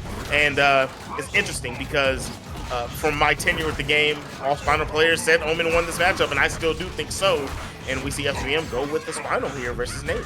I guess expecting the Jago, I would have presumed. Yeah, I was either Jago or the Orchid pick. This is definitely a very tough matchup for SVM in regards to the Spinal and Omen matchup. I don't know how true this is. You can correct me if I'm wrong, Zip, but I've heard that this is like a 6-4 favor for Omen because of the high mobility that he has. Spinal, yeah, he has a teleport and everything, but just look at Omen. Look at with the way that Nate plays Omen. This is one of those things where Spinal will just struggle over and over again, try to just get anything going there. Yep. All right. Got the wake up there and locking out some meter of SVM. My man Nate doing what Nate does, pulling up with that floating heavy punch. Come here, give me that again. Straight into the ultra. I got a question here, guys. Everybody out there, are you guys still using easy ultra input? No. You guys tell me in the chat. Apex. No. I still think that's cheap. I don't care. I don't It's care. a guarantee ultra, though. Exactly. That's why it's cheating. I don't know what you're talking about. You guys, back in my day, we used to input the ultra ourselves. I'm so sick of these newfangled one-button input ultra boys. You're not even doing the execution yourself. Dude, okay, I got old man hands now, man, so my reaction not the same anymore, but I still play without it. I should probably play with it. There's so many times when I'll put the input in, it just doesn't register. I'm like, oh, well. But now we got the Shin Hisako, first of all. So I think this is probably going to be a better pick. Maybe Shin Hisako can deal with the Omen shenanigans of just that flight. But again, this is Nate that we're talking about.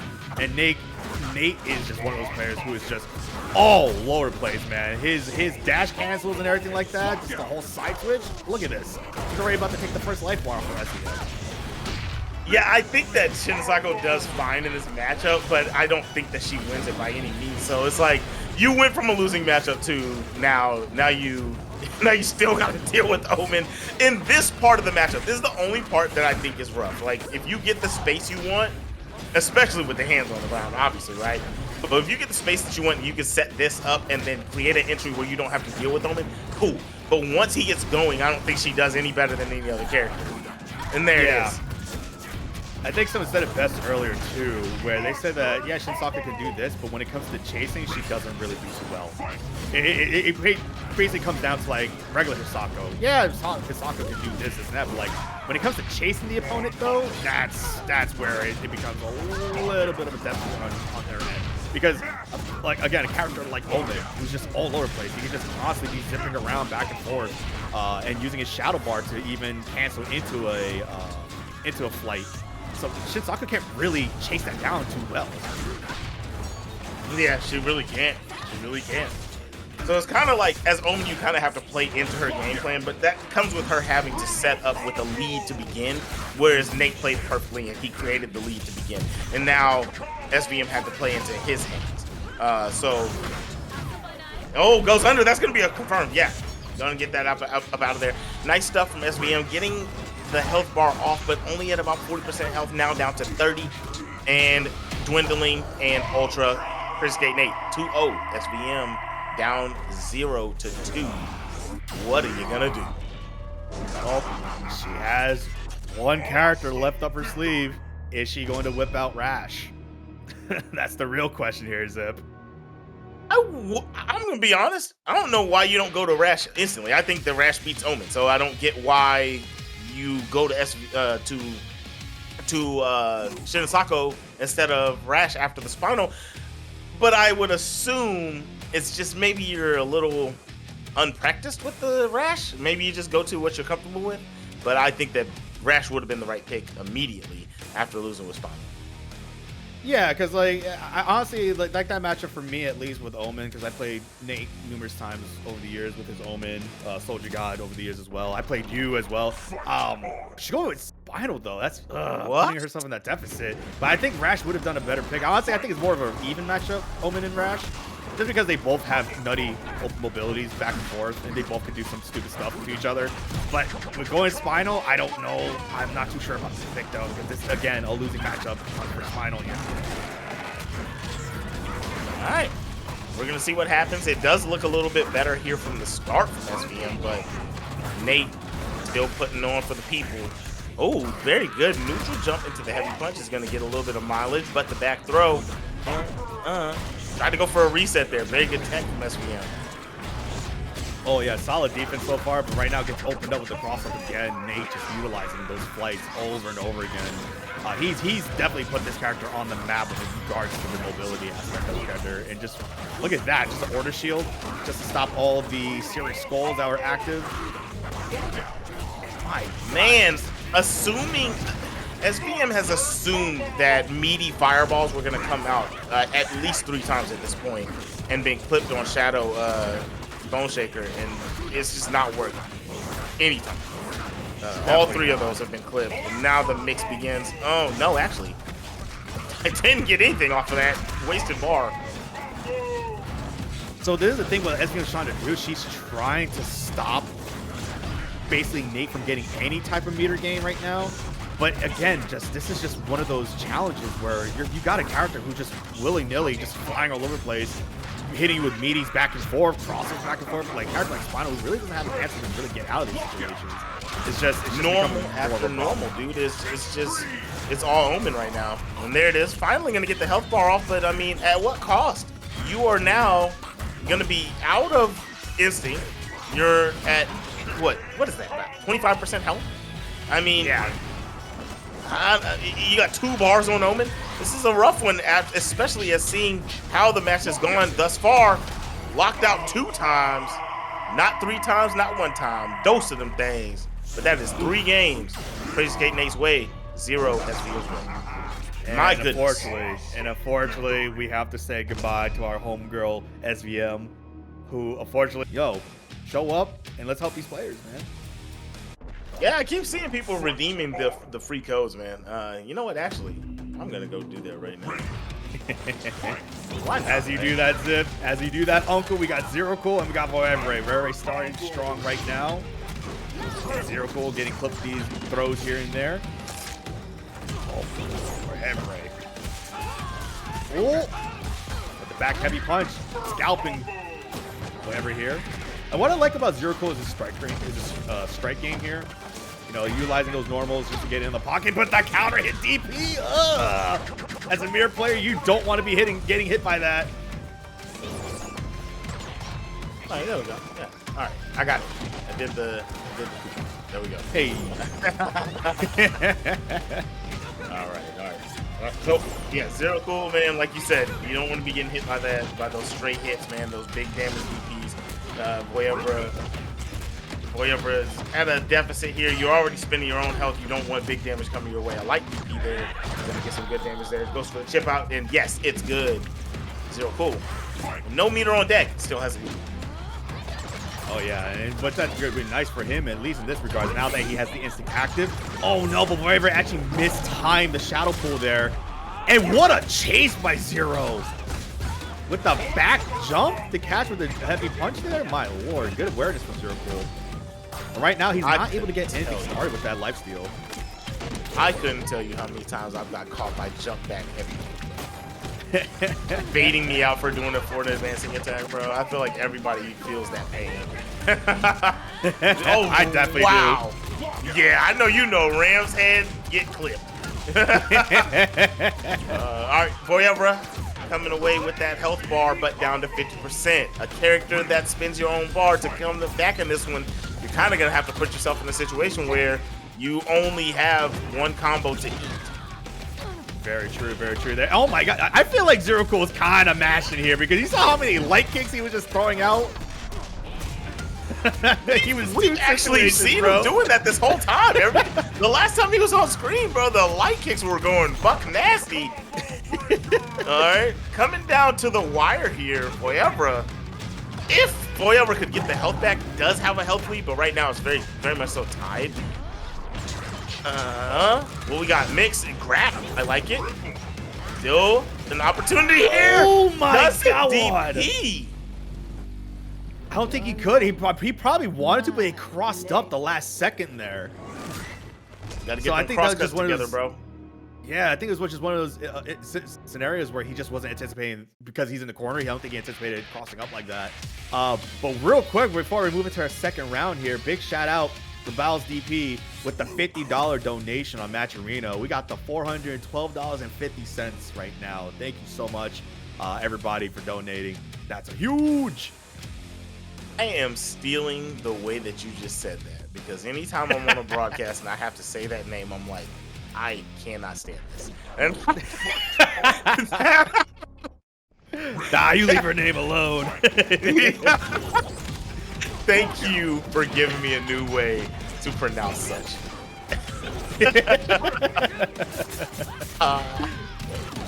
Oh my gosh. But good start here right now from Vouivre again. Same type of way that the first round started, where he got the initial life lead here over Zero Cool, but now Zero Cool bouncing back. But unfortunately, the counter break again, going back to what Zipster's saying, you know, y'all got to stop throwing that out there. But I respect it. But this is Mira we're talking about, and she is a glass cannon. Yeah. Oh my, never mind. Never mind. Oh, imagine not getting to play 60% of your. Oh my days!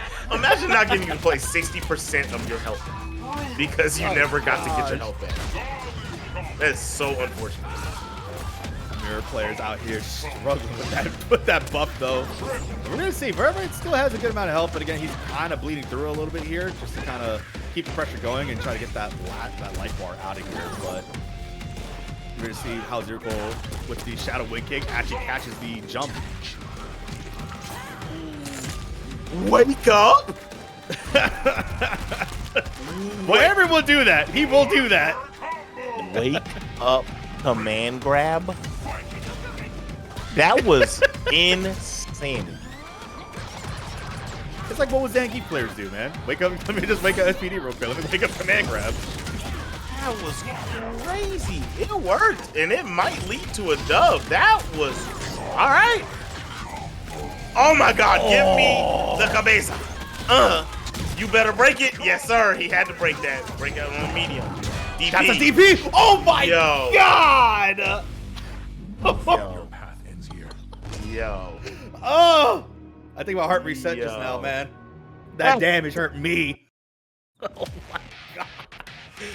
Bruh. Oh my goodness. That was great. That was great. Pop the instinct and D pizzle. Faux shizzle. All right, my boy. I see you. Zero cool. Gonna take that one away. Man. Oh my gosh, man. It is one of those things where I think with Jago, I personally think that he kind of deals with Mira a little bit well here. Because it's one of the things you don't want to miss against Jago. And that was a perfect example as to why. Because he can just, if he has instinct on deck, you miss, he's just going to cancel the DP, man. Yep. Yep, that is a huge factor. Counter breaker, and there's gonna be the first bar here. Oh, I don't think he needed to spend that though. He did not need to spend that. I think he would have killed without it. He did either, but better safe than sorry. Why not just feel the deal and know that it's done? Sometimes I'm okay with those decisions. You know what I mean? So he's gonna be solid here with a big lead. Getting closer and closer to instinct, so he'll be able to get some health back. But is he gonna live through this combo is the question. Gotta guess he will he's not. Ugh. And they're just tied now, both even in life, 1-1. Game number 3, playing like it's a finals right now. These two just going at it back and forth. Oh, sit down. I don't know where you thought you was going. Shadow Fireball, doing the job. Cancel. Into the grab. Oh, we got manual That's the combos? next special right there. Oh, trying to go for the overhead. Good block from Vouivre. That meant everything. DP. Oh. Wow. Good break from So Zero. ready for the medium breaks. Yeah, he definitely does not want Vouivre to try to regain that lead right now. But Vouivre choosing to take it easy a little bit here, sitting back. I think he could afford to here, but it is one of those cases where Zero Cool could just fireball through that mat. And he also got Shadow Wind Kid on deck as well, but we're going to see what happens here. But Vouivre closing distance and got him in the corner. Oh my goodness, got the touch again. Kept the combo too short though, but I gotta respect. That's a DP! Oh my god! What world do we watch Shadow DP not do the damage of heavy DP? Yeah, I thought that was gonna kill, honestly, but it didn't. It didn't. Does it not have counter hit damage on that? It does not. It has counter hit damage, but not like the heavy DP. That's the only one that got the fine tuning. So it hurts, but it don't hurt like heavy DP, bro. That's insanity, man. Imagine that your Shadow DP get out damaged by a regular normal. That's insane. A regular just special. That's Heats! Man, where you at? It's insanity. I ain't gonna lie. I can't believe he didn't get it, but whatever. Either way, we got Zero Cool up 2-1. Vouivre coming into this one, trying to see what can be done.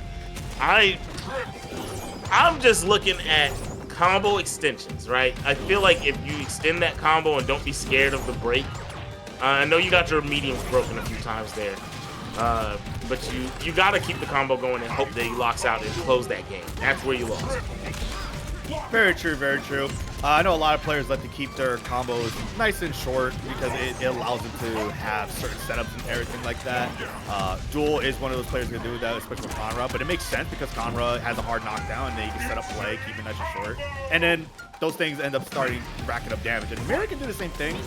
Keep your combo short, set up bat, set up a shadow pool, and if you get hit on the wake up, well, you got a free reset essentially, and racking up more damage. Oh my god, that DP though. What's funny is Vouivre could have landed and landed a button. The jump heavy for sure would have landed if he would have just pressed it. But being scared of the DP didn't really do anything. It still got light DP. But now, getting the health back, broken on the lights, got a little something for your money. It's okay. Yeah, right now you could definitely tell Vouivre is trying to bait out the DP because he is using this when he's jumping in like that to dash backwards. So he's anticipating a DP, and it looks like he's still trying to feel out if Zero's gonna bite or not. Yeah, for sure, for sure. All right, coming out here, boom, put that down. Give me the noggin again. Bow, and there it is, 2-2. Vouivre. All right, I see you. I see. All right, Vouivre is gaming. Vouivre actually had opportunities to take all these. The set could have been done. Zero Cool has more been playing on the back foot, but clutching it out. And now all the pressure, I believe, even though it's 2-2, I think the pressure lies on Zero Cool to make something happen here in this last game. Because I think the opportunities that have been given to him is like stolen health gauges because Vouivre didn't get the health back. Vouivre doesn't decide to extend the combo. Vouivre goes for too much mix. And those are the games where Zero Cool's winning. If those mistakes are not made, I don't know if he wins. Yeah, it is one of those things where, like, he couldn't. Oh, wait. As I was about to say, as he couldn't afford to go for those breakers, Zero Cool, unfortunately, finally took the bait, and look at the damage already. Vouivre with a 74% to start things off in this potential, not even potential, actually match point here. Oh my gosh. Yep, snatch a Rooney. You are out of bar. And still wake up with the wind kick. I'm kind of not mad at it because he's looking for a crouch medium kick. A lot of Miras like to start their pressure with that, or the stand medium punch. That could have been that, but now, ooh, Zero Cool corner and health bar. Zero Cool holding on here in a situation that I thought was fully in Vouivre's favor. We see Zero Cool with no resources on deck, making the lead even wider.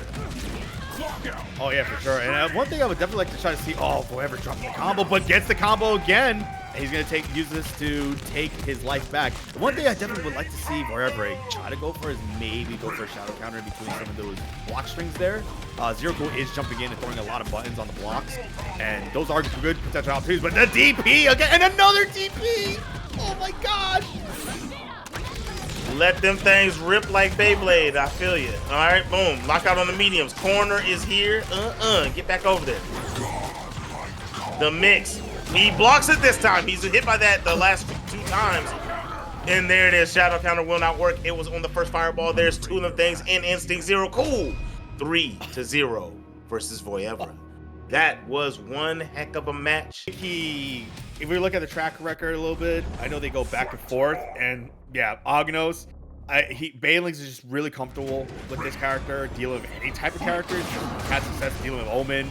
He's had success dealing with Nate's Orchid and his Jago and Aganos, honestly. So, you know, why switch it up to Eyedol if you're that comfortable and confident with this character? This is one of those matchups where no chunks, Omen goes crazy. As soon as meter and a chunk comes in, I think this is very horrendous for Omen. Yeah, and the thing is, like, what I like that Nate does, though, because again, Nate is also one of those players that can be comfortable in any type of matchup. You know, he'll hear like this character loses it, and in his head, he's like, no, it doesn't. But like he knows how to deal with certain characters, because like with Aganos, even with the chunk, Nate will throw heavy punches, heavy kicks to just stuff that armor anyway. He don't care. He's willing to take those risks to get that damage. I like this. This is what you have to do. You kind of got to start playing the. Oh my goodness. You have to start playing the light fireball game. But see, then situations like that happen. Bam. And let's go ahead and go through that wall, bro. Let me get a little bit of that damage up off you. I need some of that health bar, free of charge. And and Nate's lucky because again, that is nerf damage before, so that he would have been in a lot more danger. And I love the cancel there into the shadow kicks there. Nate just, my lord, his combo is bad. Oh yeah, he's very, very good. Well versed in the combo game with Omen. The forward dash meant everything there after he canceled. No shadow counter though, and the counter breaker. BANELINGS gonna tie this one up and get him a little chunks. And he has corner, so this is a big deal. He's gonna have to jump back after this, right? Yeah. Yes, sir. So, yeah, he's got wrong jump button. Gonna lose one of the chunks, but still has optimal positioning. Oh, low crush! That's huge. That's huge. Yep, send him through the wall. Do you place another? No, you're just gonna play it. Grab, chunk. No wall. Okay. Oh, he's stomping in though, stomping the yard. Doesn't trying matter. to get the anti-air. Wall. Oh. This is actually crazy right now. Whoa! Oh yeah, that does happen too. Yeah, Omen's forward grab will randomly drop mid combo for some reason. And then you can block the follow-up, but doesn't even matter. CrazySkateNate taking advantage of the scramble situation that he was in and coming out on top here, 1-0. and he's in the chat. He's like, "That's so stupid."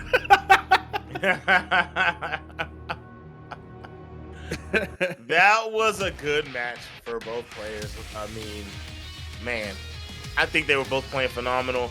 I think BANELINGS had an opportunity there at the end, but CrazySkateNate really had to reach in the bag and to make a play to take that one out of the palm of BANELINGS. BANELINGS, I would assume, is going to stick with the Aganos. I don't see why not. CrazySkateNate, I think for the duration of the set, is going to stay Omen. And we'll see what happens here in game number 2. Yeah, I don't see any reason for BANELINGS to switch off a character again. He's definitely got the experience. He's definitely done his homework. He's played Nate numerous times over the years too.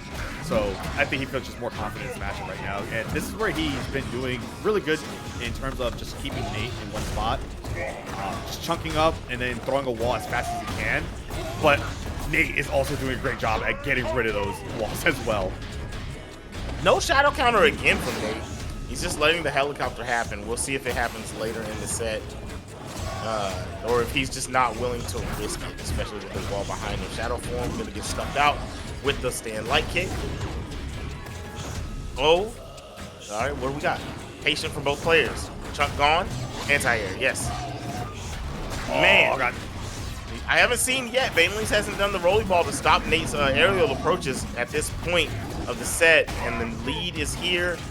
Hella resources on deck for CrazySkateNate. Yeah, what's really smart from Nate too is that fact that he used his around the world mechanic. So what differs with Omens and Jagos and Shagos is that Omen, if he gets a full rep of around the world, it actually locks out. It locks out one shadow bar. But he has instinct, as you saw there. His projectiles will also lock out your shadow bar as well. So this is a very bad position for BANELINGS. Not able to use any of those as a counter option here, and just his life is just slowly going down here. He's just whittling away at his health bar. It's like, you look at it and it's not like he's landed any big combos or anything like that, but that's the nature of Omen, right? He's just kind of touching him with big chunk hits. The aerial heavy punch, the aerial heavy kick, things like that. They just do big chunks of damage. Even in taking off a chunk, mind you. Those are very good plays. I can't believe that hit. I thought he was going to go over the top. Nate, yeah, I thought that too, right actually. Yeah. Ooh, that's delayed confirmed. Go for it again. Ooh! Almost tying it up here. Before that, I think you're just giving a break opportunity for no reason. That's minimal damage. That was an ultra opportunity for BANELINGS. If this one does not go his way, I cannot believe it. Oh, he actually got his way anyway. It's going to be the closeout BANELINGS. Almost selling the bag, but the bag is going home with the boy. It's 1-1. I cannot believe what we just saw. It is insane, dude. It is just one of those cases where Superman punch, my gosh, that is the go-to for Aganos players, man.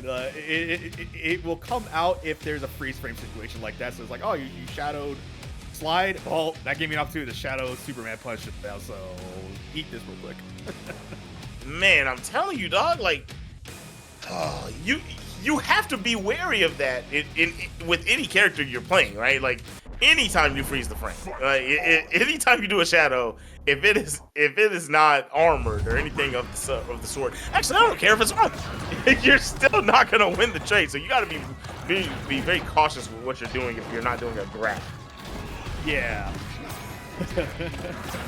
But my lord, but now Nate, right now at the moment, he is just doing his best to stay on top of BANELINGS, trying to keep him in a position to where he's not going to allow him to get any type of chunks. You know, a little minimal damage here and there, but good start so far. All right.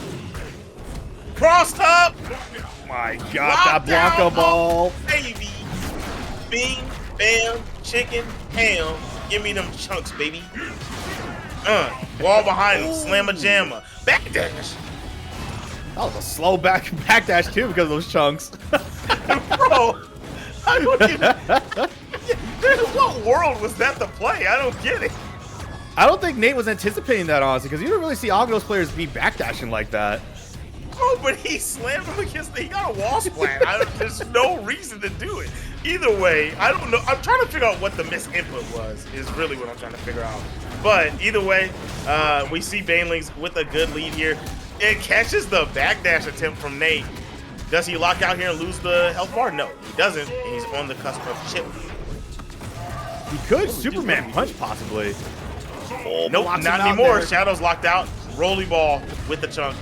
Did we get a level 4? Did we get 4 chunks? Yes. Bing, bam, chicken, bang. This is actually a very interesting thing that I remember speaking with Talus regarding like Aganos. Like, what is your ideal like number of chunks that you want? And Talus has told me, he's like, I like to just keep it at 2. Because like 3 and 4, because your movement gets really hit in terms of having too much chunks. So that's why he like ideally likes to have 2 on deck. Yeah, it's very specific matchups where you want more than that, and it's a very specific time when Nate needs to decide if he's going to stay in this matchup alone. Is he going to stay with Omen? Because, my lord, that was cheek beatery. The bus ass, as Yipes would say. Shout out to Yipes. My man got thrown around. He got scooped. He got stomped. He got the New York special, bro. Yeah, I'm a New Yorker, man. You be forgetting you're from New York. We be forgetting that we literally live like 10, 15 minutes away from each other. I thought you moved out of Austin. No, I'm still here. Oh, shoot. All right, right on. No, it's not my fault, bro. Yeah, I don't know because, you know what I'm saying, I told you to get a drink with me like 6 years ago. You just never hit me up. It's all good, though. My fault, bro. My man putting me on blast right now. Whoa, Nate with the Jago. Let's go. He goes with the Jago. I like this. I like this pick. You know, it's going to have an easier time to get the chunks off. But is he going to be able to keep up with the damage? Because if he's lacking on, yeah, see, if he's lacking in the realm of not getting hit, then it's going to be a problem.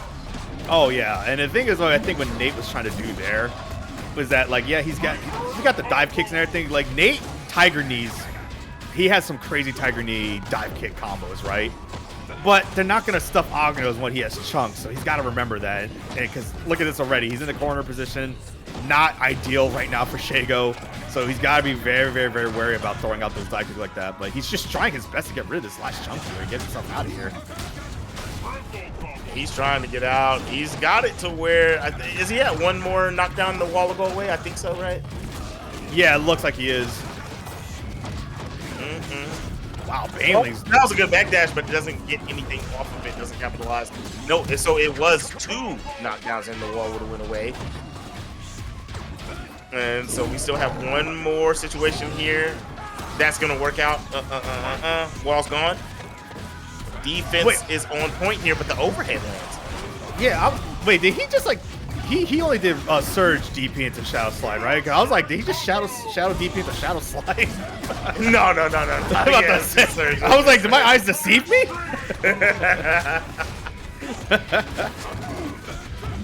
Oh, that was very tricky stuff with Nate here. Nate just really crazy with the Jago pick here. But now BANELINGS is going to get the recap here. Good stuff, chunking up.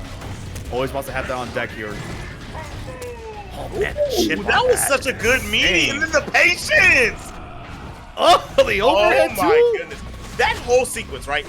Doing light roll after the shadow roll just to sneak that in there, get a chunk, stomp, and then fireball into the stomp to catch him low. Everything that BANELINGS did there for that closeout of the health bar was just beautiful. But right now, Nate getting something going. Light break for BANELINGS, flicking both fireballs.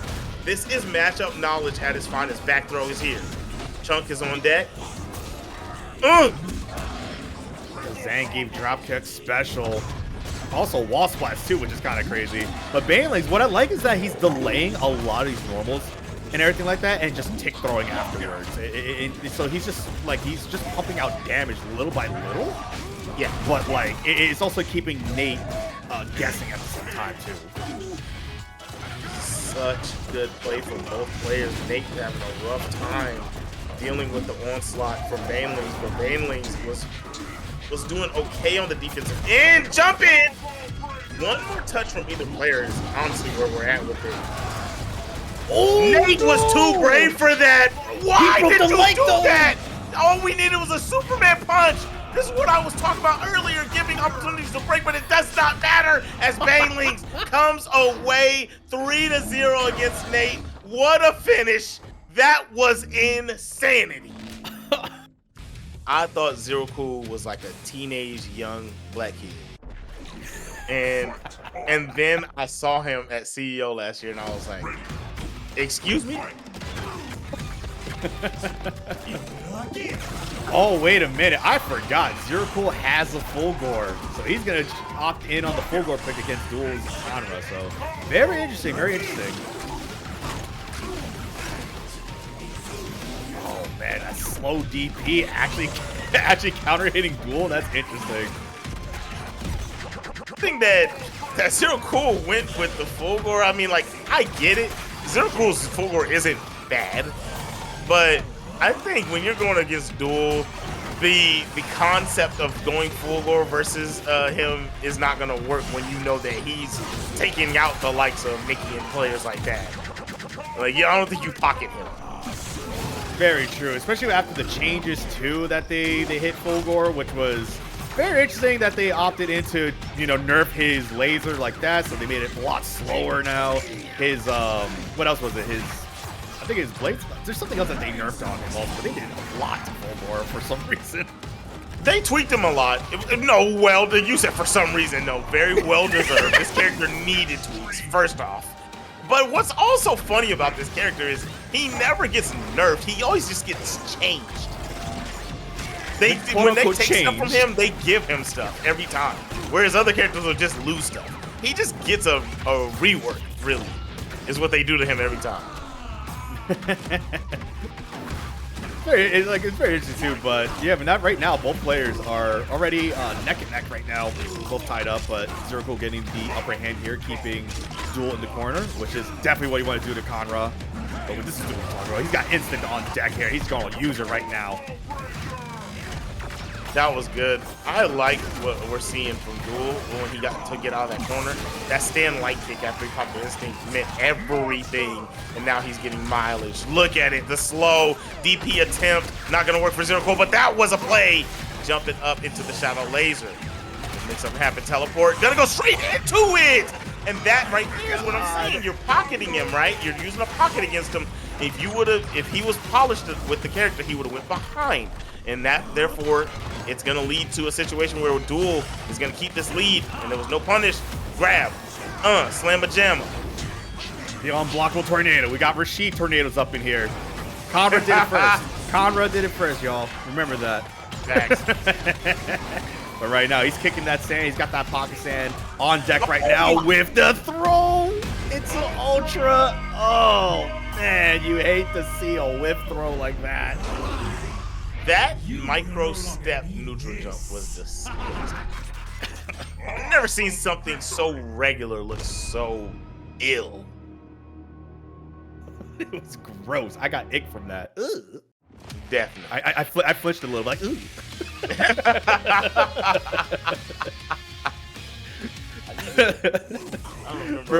I don't remember where I put all my masks from the pandemic, man. I need to put one on because that was gross. That was sick. Yeah, I'm not trying to catch anything talking about this match right now. All right. Yo. So opting to go back to Zero Cool opting to go back to the Jago. See what's happening here. If this is gonna work out, I think he should have went this way the first time, but he's gonna show me if this was the right play. I mean, the Fulgore did do pretty well. In the final moments, he just started to fall apart a little bit, all coming from the instinct pop into the stand light kick from Duel. So Duel starting off this one pretty strong, got the slow on, and able to make some pretty solid plays thus far. See what Zero Cool can get when he finally gets to play, really. I know. He's been in situations where he just can't really do much. And just like that, Shadow Wind Kick gets stuck by the Shadow Scarab. And even with the break, Duel already pressing buttons and just keeping the pressure going right now.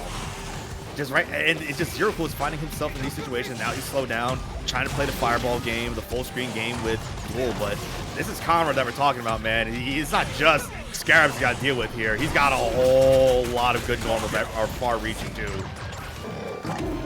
Bro, Duel is playing this like a surgeon, bro. He's dressed like one, too. Hucking him. He's dressed like one. Yeah, he's got, look at it. He's got the mad doctor look right now. Oh, my goodness. You heard what he said about getting sick. I'm telling you, right? You're gonna have to go to Colorado to get fixed, I guess.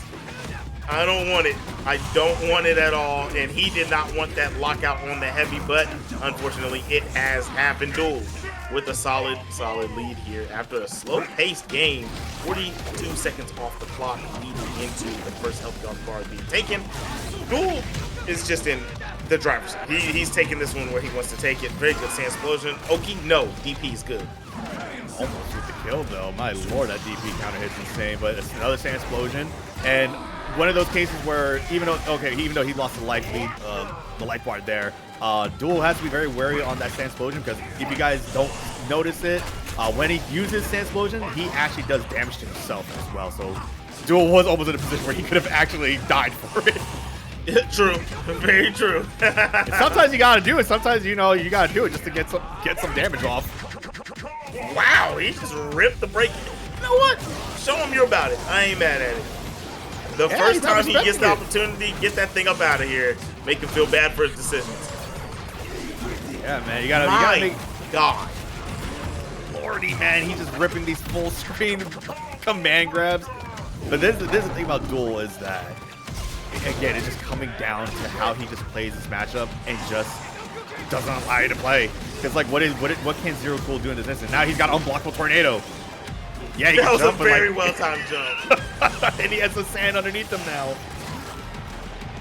Look at this gauntlet. He's literally playing a bullet hell game right now. The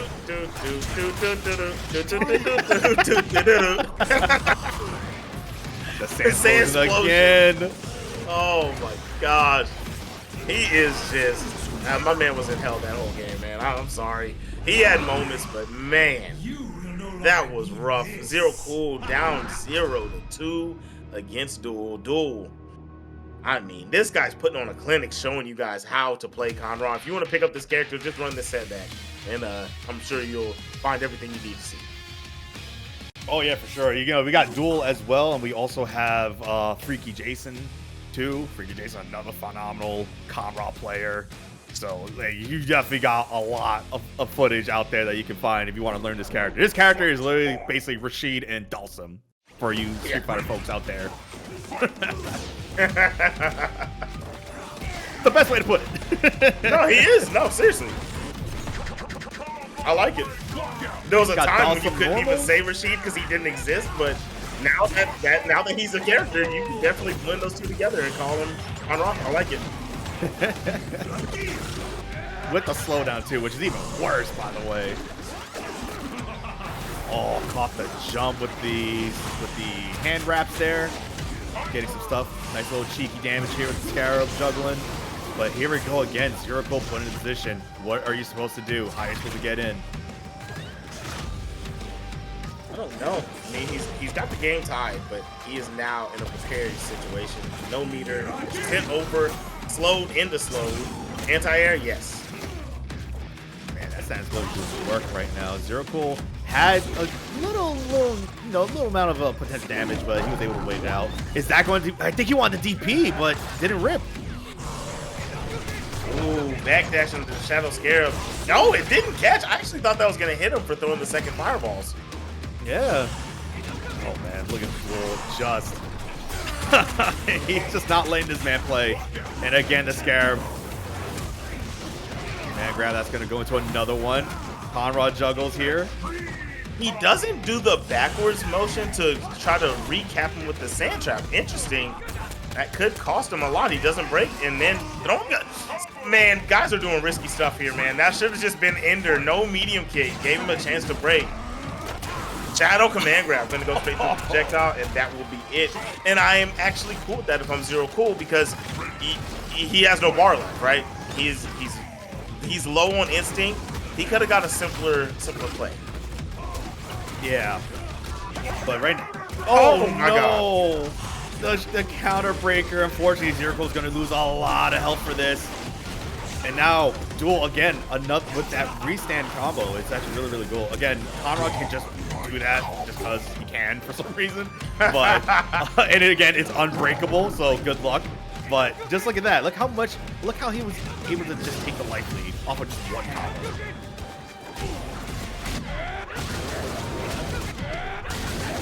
Oh, look at the health gain. You gotta love it. Get the grab? No. Duel didn't have none of it. Very good, Shadow. He got the unfortunate. I still don't get why it does that in the programming, where when you land the Shadow Scarab at certain times, it only hits 3 times instead of like multiple like it's supposed to. Yeah, I think it might be positioning sometimes, or height, maybe. It's definitely positioning, but I don't get why it changes the property. True, but Duel, I think, is going to take this 3-0. Oh! Was that a... Did we get our first rage quit of the night? The same game, and are just all about it, and it's so fun. But, speaking of which, we got a rivalry happening again here. NotAlexV versus HW, the Chronicle, the Aria Mirror. What is going on, Zip? AlexV really locking in. He's really locking in on this Aria here, and it's interesting to do this against Chronicle, the best Aria in the land. But he's definitely holding his own at the moment. It's looking very solid. Very good shadow counter there from AlexV to give himself the upper hand. Oh yeah, so this is like one of those things where it's gonna come down to who knows his character better. But there's the thing about AlexV is that situations like this, he knows what Kron is all about with this character. These two have played each other so many times over the years. So AlexV definitely has potential here because now he's playing the character and knows that this character does a lot more.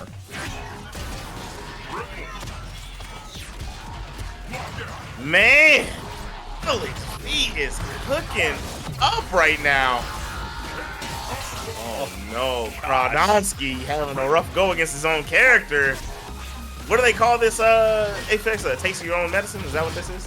I think this is. Yeah, it definitely is. Kron's definitely getting to taste his own medicine right now. But he's no stranger to it. He's dealt with in this matchup with Extreme Zombie before as well. So again, and Jeremy Kato, he's dealt with this matchup. But this is AlexV, and whew, this is a guy who has his number because these guys go back and forth all the time. And AlexV, still with all 3 bodies on deck against Kron. Oh my gosh. I'm gonna tell you what it was, man. It was a costume diff.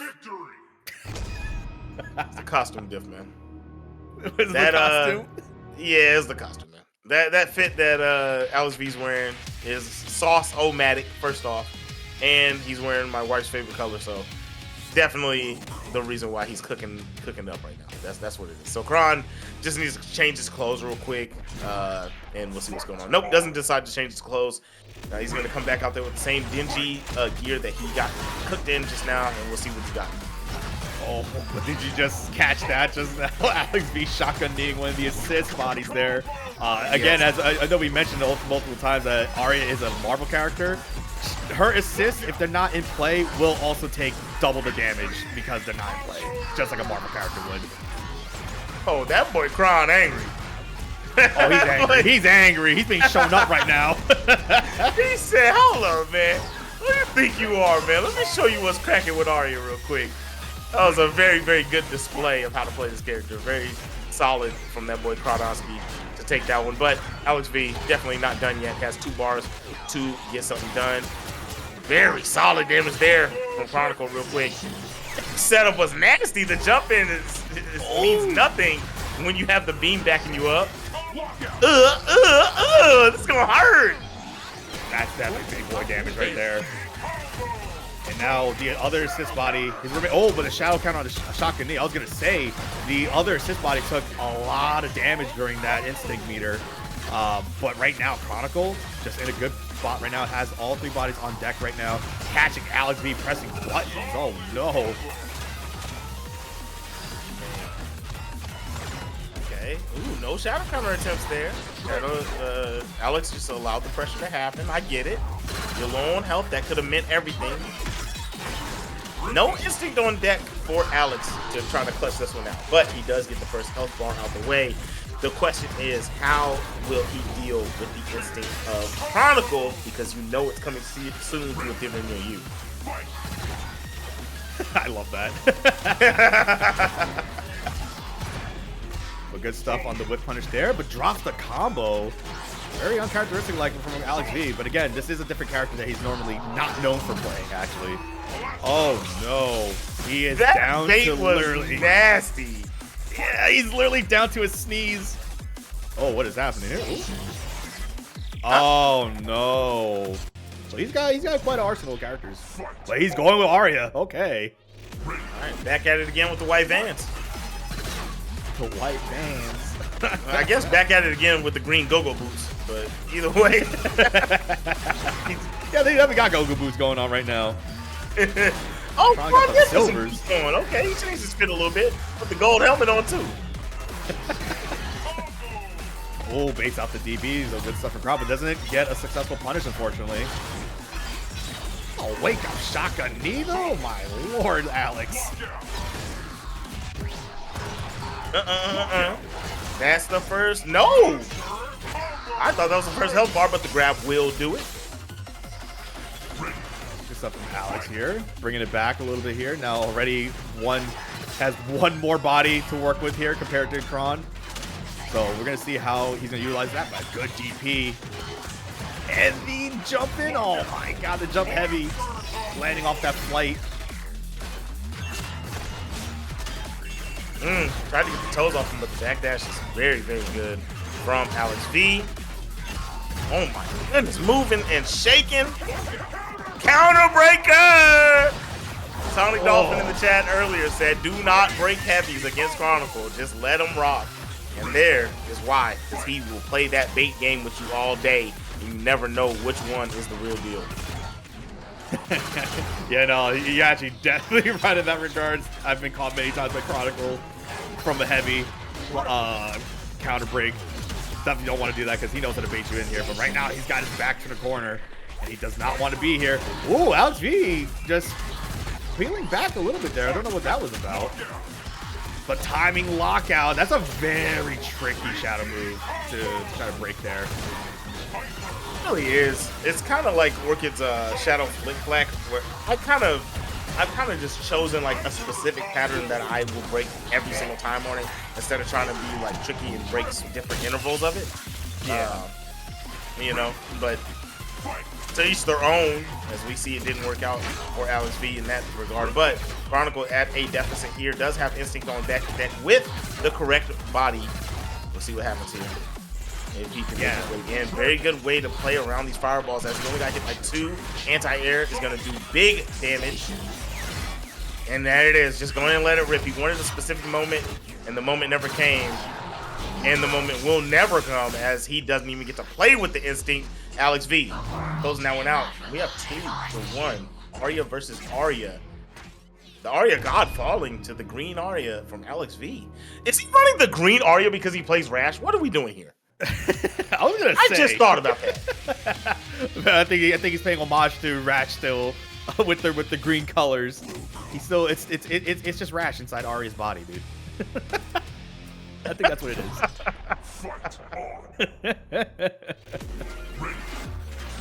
All right, but here we go. Alex on set point here. Is Kron going to jump back and take this, or is AlexV going to have the Aria God fall? All right, it's been an interesting set nonetheless, even with the technical difficulties. AlexV has been playing so well.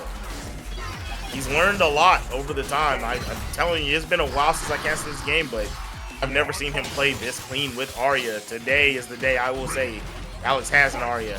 At this time, he is down, but he's up in the set. No good on the shadow counter. Let's see what we got here. Trying to wiggle around here and make some space. Backing Kron into the corner. The overhead will land. Yeah, and I think Kron is being a little tentative on the shadow counter there too. I was gonna say, like, I would like to see him shadow counter, but it's because it's moments like this where AlexV has instinct and he can just cancel out that shotgun knee. So Kron not trying to fall for bait there. Yeah. Oh, changes mind right in front of him. Oh, he wanted to save it. Break. Not mad at it. He wanted to save the body. I like it because now if he pops the instinct, the damage share is actually gonna pay dividends. Very true, very true. And like you said, it paid for it, and AlexV lost the body for it. Yeah, that was huge. That was actually way bigger than you would think it is. Like, he pops it now, right? DP, bam. Oh no! Shadow That's shotgun even bigger. knee. I think that was a better option too. Yes. Oh, your Kron is all over the place. What is happening? It's not gonna happen, no, because he doesn't have the body. Oh, I don't get why Kron didn't keep pressuring right there. Maybe he just got scared that he had the DP. Oh wow, interesting that he just chose to give up the body like that. I don't know if he wanted to, but he wants to keep blade body as the remaining one to fall back on. Because now, AlexV, no position to get instinct, and we got Kron with the blade body, and the air to air will close it out 2-2. We're going to a final game. That's huge. That's huge.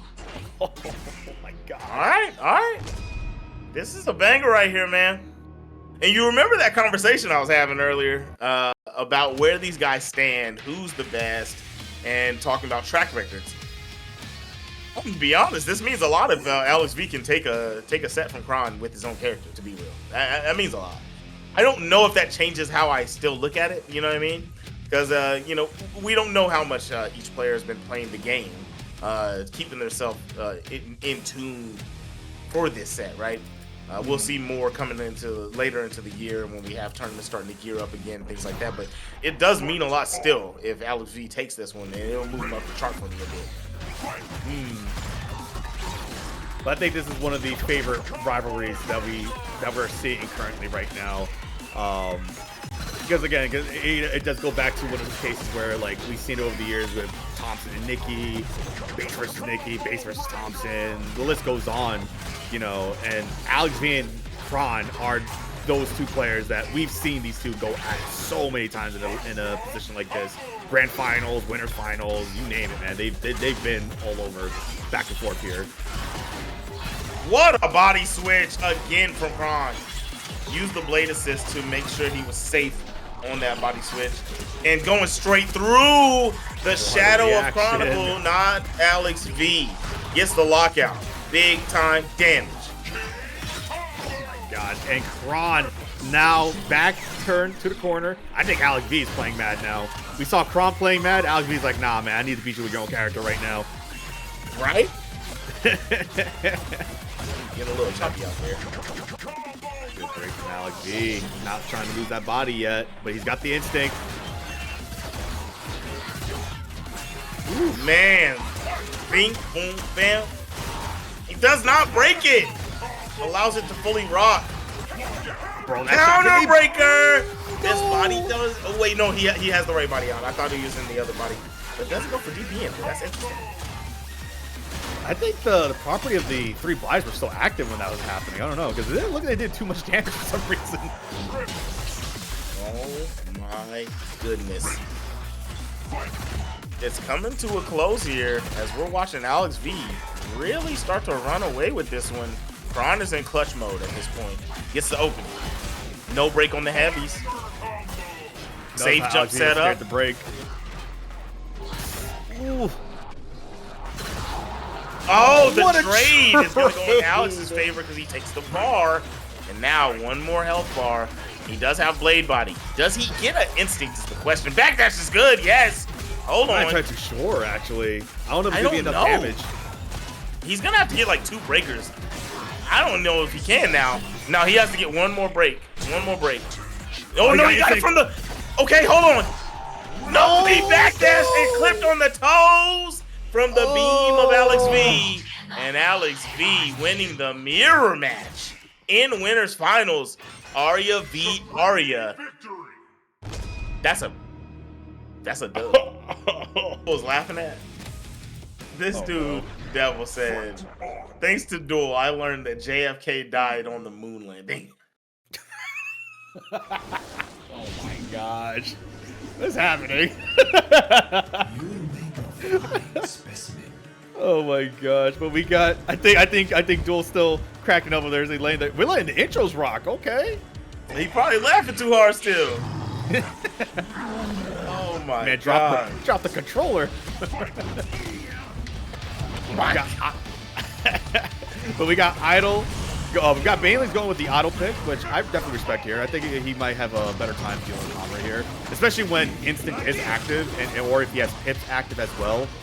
There is one of those cases where, depending on the body or form that BANELINGS will be in with Eyedol, you can just amplify certain attacks or cancel. Yeah, I agree. All right. And this one's definitely sliding in Duel's favor as we start off here. You know, we had to coach Duel into playing Killer Instinct again, right? This is literally like 2-3 days ago. Are you serious? Okay, if this wasn't me, Kron, and I don't remember, I think it was Big Mo. If we didn't talk to him the other day, you guys wouldn't be seeing this. Oh my gosh. You talked this man to go into top 8. How dare you? I'm kidding. A lot of love to Duel, but Duel, again, this is the patient game that he has. This is what I admire the most about Duel, is the amount of patience that he has, man. He's willing to literally play this the entire way. And it's like, it's so hard to crack that mental fortitude that he has. What's funny about Duel is he plays every fighting game like this, and it's like, it's funny, in this game it works for him, but in other games it might work for him, in other games it's his detriment. In Guilty Gear he played Eddie, what the heck, he played Zato, and he would try to play like this, like Conrad, but you want to be more aggressive, and he wouldn't do it. And so it's funny to see how playstyles work in your favor or hurt you from game to game. But as right now, Killer Instinct being one of his best, he's showing that he knows what he's doing. Oh yeah, and this is a prime example of it right now. He's playing the full screen. BANELINGS just struggling to get in. Like, even with the mage head going active right now, and he's got that projectile that hits full screen on the ground or in the air, it's just not enough right now to get through the defense that Duel is putting up right now.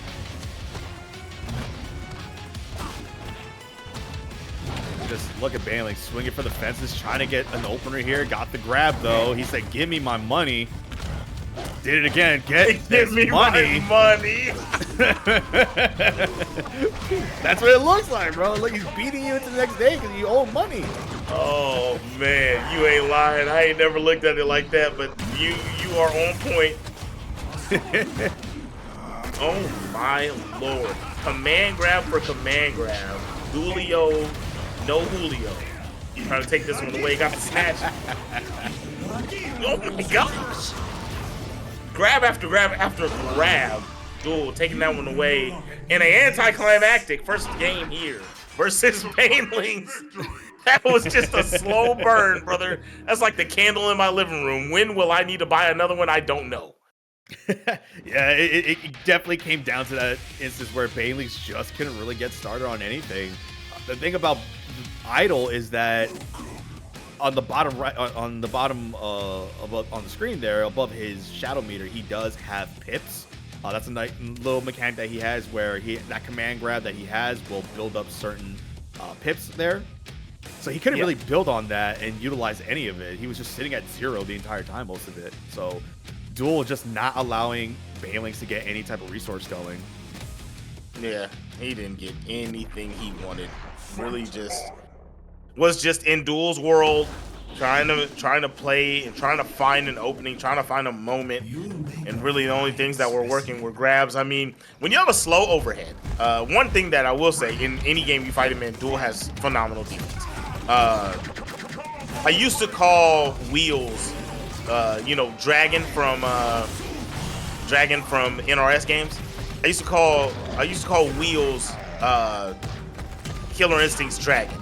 And I think that the more I play Duel, he's Dragon-esque. He plays very, very solid defense in every single game I play him in. And if you have a slow overhead and all you have is grabs, that's kind of what he wins. Very true, and he makes it work too, which is very surprising. It's with a lot of the slow hitting moves and everything. But it's just the fact that, like, with Duel's knowledge overall, because, like, right here, even his back to the corner, look at this. He's still swinging and fighting. He's like, you're not going to keep me here. And it's just his knowledge of just, like, where he's at in his positioning on the screen there that he just makes every punish into a conversion on his favor. What a grab! Wow. Talk about playing into somebody's hands. He literally teleported and got grabbed immediately. And now he has to deal with this once again. And he's just going to get chipped away at it. And no, he's going to get the toes blessed. And that is, man, this has got to be frustrating on the side of BANELINGS. I mean, I don't know what you're supposed to do. Yeah, yep, he knew it. He's going to be able to block after he backed up. The Scorpion Tail's going to hit. Duel tried to do something because he had the slow on him. He thought he could get something off, but the Shadow was the perfect play from BANELINGS. One of the fastest options he could have put out. Shadow Whirl.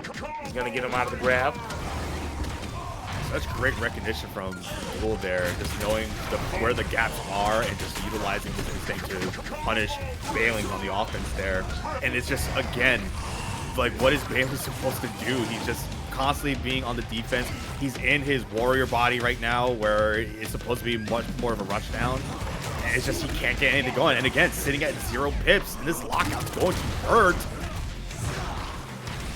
Tried to close space with the Shadow Ram there and just reacted on whiff punish immediately. So he kind of has to commit to, like, the heavy Shadow, the heavy shoulder ram if he wants to close space. So he'll make Duel block. But because if he does the light one like he did, he's just going to get clipped. Another slow burn of a game, but very methodical this time. I like some of the moments we had that time from Duel in that match. BANELINGS, I'm looking for a character swap because I don't know if you can take that much more mental abuse. That's the best way to put that. Mental abuse, and that's where Duel shines the most. Because the dude knows how to get into your head. Just with the way he plays. It's super frustrating. It's just one of those things where it just gets you in your own head and you just start trying to compensate all your failures in this matchup right now. Like, you keep throwing stuff out and it's not working, so you just start overthinking on your approach. And Duel, that's where he shines the most. He just makes that work, and we're gonna see what BANELINGS gonna do. You know, he could sit at the select screen for a little bit, let the timer run out, and just compose himself. You know, there's no harm in that, but we're gonna see. But he's going Aganos. So, oof, is it too late though? We gonna find out if it's too late. As we continue into the set, BANELINGS needs 3 in a row to take this one home. But he's already, as you can see, kind of playing the game that Duel wants. He started this one off, no aggression and slow. He does have a wall up, but Duel has the sand trap right under him. No meter on deck, which means BANELINGS can't really make any skip neutral type plays. Kind of has to make a well-timed jump right there. 2 of them, to be exact. Put him through the wall? No. Sit him down. Takes the damage. I like it. Yeah, and but the thing is also Duel does have Sand Explosion on deck, but another early lockout. Didn't catch back, that's another throw. BANELINGS, you know what? Maybe this is the answer that he was looking for, but unfortunately the wall will go down. It was on its last hit. That's a backhand. Is that going to hit?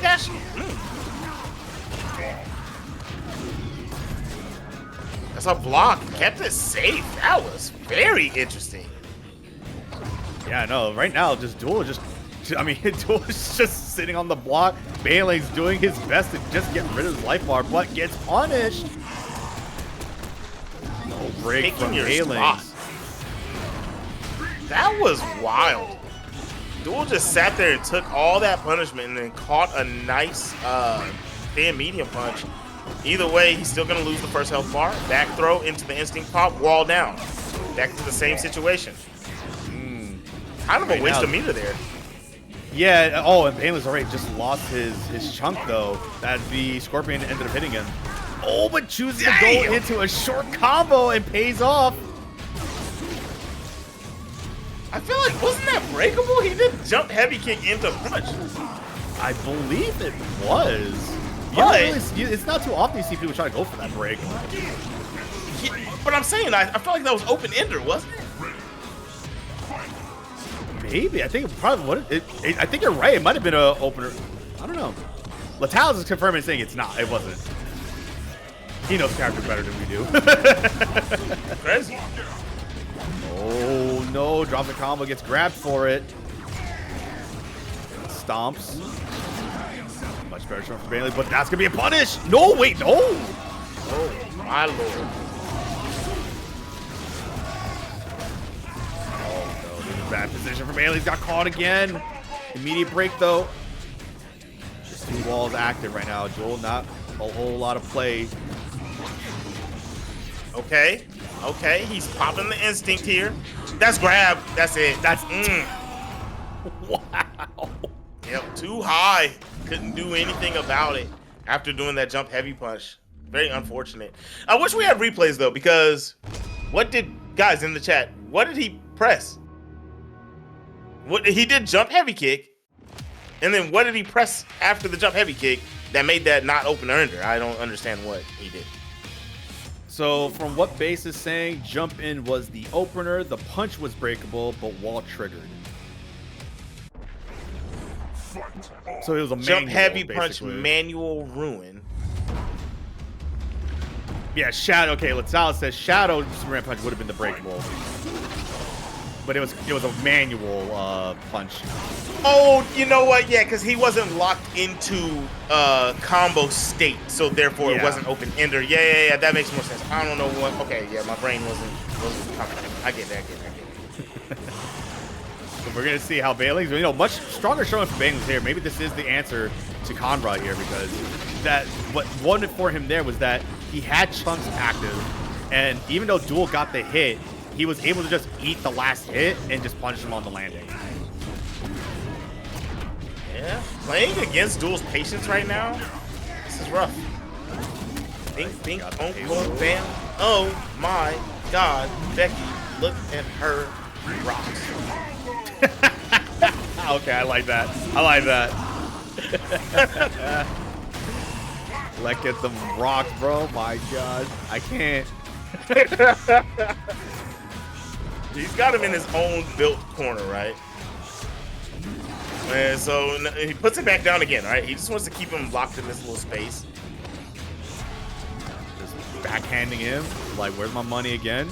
I told you I needed it today. He just backhanded. I like it. At the wheel.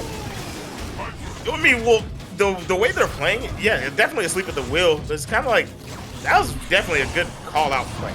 Kind of make him have to think about something. What do we got here? Explosion, hurting yourself, but stopping the pressure that Banelings had. Very good jump in, utilizing the instinct a little bit there. Chip out, yes. Good answer there from Banelings. Now just spend it and clear your plate. That's all you gotta do. Oh, he tried to get the punish on the landing on that jump. Just a little off though. He might get chipped here though. Yeah, it's insane how little chip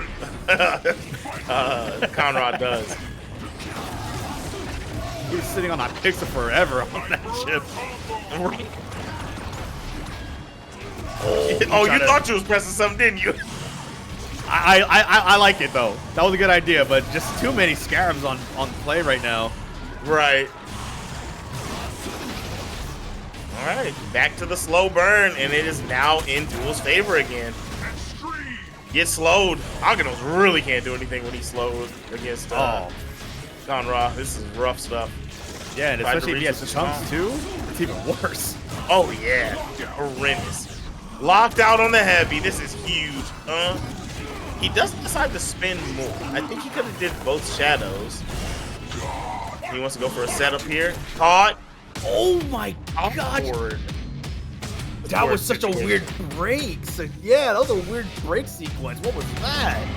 He like reset. He was still trying to break the air scarab, and then the ground shadow one, like it reset back to 1. Holy moly. That was nasty. That was crazy. I never saw that. But good stuff to Duel, and especially good stuff to Banelings, man. Banelings, great game. Duel, I know you're in the chat. You have to stream up after that match. I'm gonna tell you right now, I don't know what the heck you just did, but absolutely, yuck. Yuck. Absolutely yuck. That was got disgusting. the whiteboard and everything. Nutty gameplay, y'all. You are not ready for this. Yeah, this is gonna be a great match. These guys go back and forth. Well, I think they used to. I'm gonna say it's been very slighted in Kron's favor over the years, but the duel is nothing to sneeze at, man. It's just hard for him to play that slow, methodical game against this character. It's really one of the biggest deals. Very true, especially with a character that has an assist that shoots projectiles that can just shoot through the scarabs and just get rid of them. So, ooh, that's big damage for Aria right now. And there's assist. See it? See, he can get hit with the whip punish, but that assist will come in clutch. Literally, Mr. President, get down. Ow! That tornado. Where did it send it to? Oh man. Very good chip out there from Kron. Gonna take the first health bar off of Conreezy of Duel. Try to go for the empty jump toes, but anti-airs anyway. Very beautiful stuff so far. Kron is really wrecking shop as we speak. Trying to get his run back with NotAlexV, but gonna be a little bit more time until he gets that. But speed running this first round, that's big damage again. Yeah, I've actually never noticed how much damage that does, man. But what was also tricky about that, and just Kron taking it over so strong against Duel, but was the fact that you can dash up in between that too because of the stagger. Yeah, Kron just utilized. He has also really great stagger combos too with Aria, which is crazy to think about. But nah, this Kron showing why he's the go-to Aria. No, for sure. Even though he just lost the mirror, I mean, this guy still has all the tech, man. His Aria is second to none. Obviously, he won Evo last year. Put up great performances at Combo Breaker each time he shows up. I mean, actually, no. Last year, his Combo Breaker performance was snuffed by a couple of the new up-and-comers. But Extreme Zombie. Yeah, Extreme Zombie and Wolf Slayer. But, you know, he still came back as CEO, had a great run. You know, Duel actually was about to have a great run. He was about to take out Wheels, and then the power went out, remember? Oh, I remember that actually that. sucked. Oh, imagine you're about to win and then power outage. All right, well, shake my hand, I guess. Man. How'd you win rough, Grand man. Finals? Power outage. Power outage, bro. That's gotta hurt. What else is hurting right now? Combo's about to hurt, brother. What the heck? Ugh, I was about to say, this is also what's hurting right now. Oh, again with the DP. Now with the shotgun knee. Good answer for Kron. She's got lovely awareness here. Oh, whoa. Okay. Getting rid of the first body, though, which is really good for Duel. So less of a headache here, but he does have Blade Body. And oh my god, scalping Duel and doing the shimmies. He's like, yo, check out these go-go boots real quick. You like them? Right. Boots is made for walking, and that's just what they'll do. Alright, nice heavy break. Jab confirms. Yes, sir, Bobby. Oh, the heavy. Does he lock out? Does he lock out? No, he didn't attempt. Ugh, my man just stabbing away at that stomach. My lord. Oh, but this is going to be huge, though. Well, maybe, because this is both bodies taking the damage here. So it is a level 3 still. So actually, you know what? That was huge. It's actually crazy how much damage it kind of nullifies when all the bodies are taking the damage, man. Yeah, same thing with the KV meter. The KV meter takes a little bit longer to build up due to it. But right now, Duel, he wishes he had some life left over, but Kron just taking it 2-0 right now. I think Kron is playing angry. I think he wants that run back. He wants that run back with NotAlexV. Yeah, he's on the way. He's on the way. If Duel can't do anything about this, man, that's 2-0. And Duel just having a rough go at it. So far in this set. I don't assume Duel's gonna change in character or anything. You know what's funny? kind of want to look at my Discord and see if they're in the chat together. And they are, yes, they are. Wait them to say to each other. They're in there. I know. I can hear Duel right now talking to Kron. I can hear him right now. I wanted to do an impression, but I'm not going to do that to him. You gotta do an impression of Duel? Oh my gosh. I need to hear that. Kron right now leaning forward in his chair, trying to close out this set. He's trying to do a strong 3-0 right now. Because look at this already, Duel in the corner. Sand also sitting behind him. Ooh, what are you gonna do here? Throwing out them shotgun knees.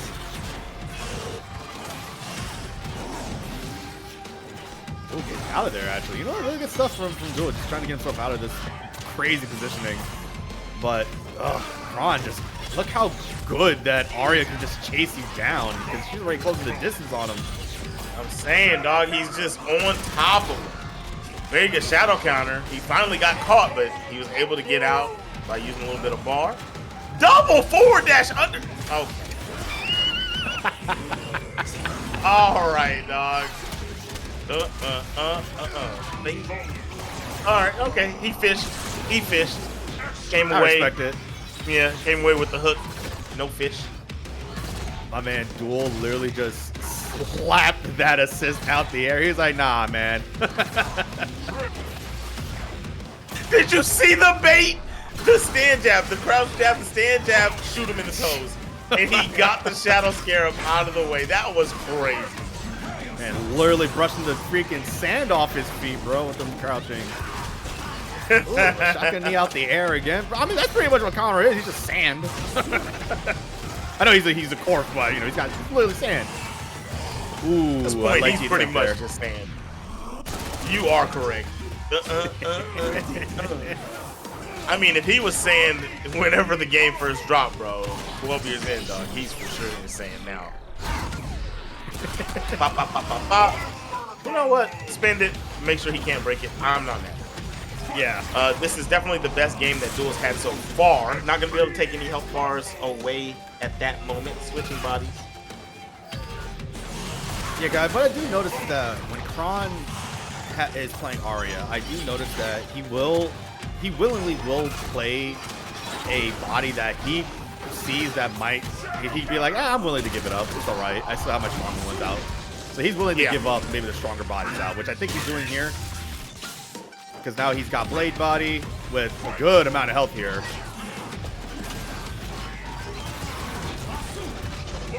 This is what you want to have. Well, the lockout's not what you want to have, but you want to have this body left at the end of things. But, you know, he's got to find an opening, or Duel's going to be able to put one on the board. He's having a hard time. Duel's really playing a nice runaway game, keeping traps on the board, kind of just picking away at Kron. 25 seconds left on the clock. That's KI seconds, so it's probably like 50 seconds, but still. Yeah, and the thing is, Duel actually has the life lead in this regards, though, because Kron, I just realized, yeah, look at his health on those bodies. Duel actually is in a prime position.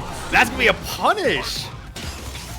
He wanted to get the slow off, but I don't know if the body was worth it. Yeah, he tried the DP. He does it again and tried to go into Shadow afterwards. I guess he assumed Duel was gonna block it, but I don't get the Shadow shotgun knee because you would have been negative punishable anyway. I think at that point you just kind of gotta believe in your decision, you know. I think it was, yeah. He just said he was trying to do Shadow Bomb arc off that because he did get the hit and the confirm, so I think it was just the wrong confirm because I don't think he anticipated Duel to be holding up like that. Yeah. So that was unfortunate. So it did look like it was like a misinput on at least a confirm for a juggle. Fight on. I guess you're right. Duel said it's tough. I mean, Kron said it's tough to do in the chat. Starting this one off. There was a small piece of time right there I think he could have broke, but he doesn't. Yeah. Kron starting this one off with pretty solid health lead. Working his way to the corner. But back thrown into slow, dude. Let's get something shaking here. This is the best position right now. Good bait on the DP. Man, she's so floaty when she's got that slowdown. Oh, man. Now, Kron is also in a risky situation, too, because you do see that potential damage slowly glowing over and over again. It doesn't go away unless it's not in play. So, like, if that body is still out, that potential damage will remain. It does not go away over time unless he switches out of it. Yep. So, the immediate counter break. Bing, bing, boom, boom. All right, let's see. That was so sneaky. Locks that shotgun knee, yes, before the Scorpion Tail gets to operate. And that is matchup knowledge, ladies and gentlemen. Chronicle, huge lead here. Looking for his trip to Grand Finals. Duel has an opportunity to try to snuff that out and put this in the game number 5. And he do it. Which I believe in Duel. I believe in Duel Master Flex. As a junior. No shadow Free. The freest of punishes. Bam. I'm actually kind of wondering why he didn't Shadow Crown, unless he thought that Kron had instant, because he looked like he had a full bar. So I'm just curious why Duel didn't Shadow Crown, but it's all right. He's still, again, playing his keep away game. You talking about Shadow Shotgun knee? Yeah. No, it's just free punish. You don't need the Shadow Counter. True. Very true. Yeah. Okay. Swap the body, lose one, and get the potential health back on the other. You know what? I'll go with it. I'll go with it. He's now in Blade Body. He has Instinct on deck. It's actually kind of... Actually, yeah, this was actually genius. You give the body up, you put yourself in the one that you want to be in. You have Instinct. That was it. And you got the potential health back there. That was a good Shadow Counter attempt for Duel, but the assist... you know, you can't really do too much about it. Overhead. Good reaction from Duel there. Now Kron in a bad position. That's a lockout. He's got to build this damage here. Will it kill? Oh, not yet. But the chip might. But the DP. Not overextending. Yep, okay. I thought Kron was going to DP. I'm pretty sure he tried to. Now, this is scary. What is the play from Kron to try to close this out? Duel gets the grab, and he forces game number 5. There is no play for Chronicle. He's just going to get the forehead blessed. You know, question for you, Aphex. What is what is Conra taking from Aria? She's a robot. You know, that is a good question. I don't know if it's one of those cases where it's like, you know, like Kilgore, where he has the essence of Eagle in him, or the soul of Eagle. Maybe she is just a robot. Probably. I see somebody. How we doing said synthetic soul. You know, somebody said her bios. Oh, chill out, bro. PC bios. Yo. Oh man, that's a good one. I love that. All right, guys, losers finals, game number 5. We're getting into this bad boy. Kron versus Duel. These two, I know they're talking all that jazz to each other in the Discord channel, but right now we need to watch which one of these guys come out on top. Break opportunity here for Duel. He does it. Ooh. Right now, Kron doing his best. He's using the... This is the... Not booster body. I forgot the one that has projectile. Is it booster? No. I forgot the name of the body. But he's using the one with projectile. Booster. Booster? Okay, I was right. Oh my gosh. But he's using booster body to combat these scarabs here. He's just using the projectiles to just shoot them out. But... It looks like Duel is a little bit a step ahead of him right now. Yeah, Duel's on point. Duel is really playing a solid game right now. Good lockdown. Kron, understanding that he's not going to press anything, walks forward into the crouch medium, but doesn't get the touch. Both of them really just blocking everything at the moment. Now, opened up and locked out on the medium. Spin a bar? Yes. That's going to kill. That is base body. I am sorry. That was base body. Oh, blocks the overhead. Good awareness from Duel. Kicking them shins right now. What is Kron going to do? Is it going to be a shallow DP? No, it's going to be regular DP. Ooh, Duel relentless with the buttons there. It was crazy because it all worked out in his favor. He caught Kron out of every situation there. Kron utilizing those jabs. Got the opening and closed out the bar, or closed out the health gauge. I like it. Kron still has a chance to do this though. Oh my gosh! Caught holding up. Oh no! It's unfortunate he was right, but he was just a little too late. Kron was super early on the break attempt and wrong. Now, how much more wrong can he be for making that decision? Oh no. This is getting nasty out here. Duel finding the touch, but he can't get the health bar off. He's got Kron slowed down in the air, floating. Oh, that was super punishable actually, since the slow motion. Duel still gets the touch, but he didn't get the true punish. Either way, in the final moments of game number 5, who's going to grand finals? Slowed down is Chronicle. No bar on deck for Duel.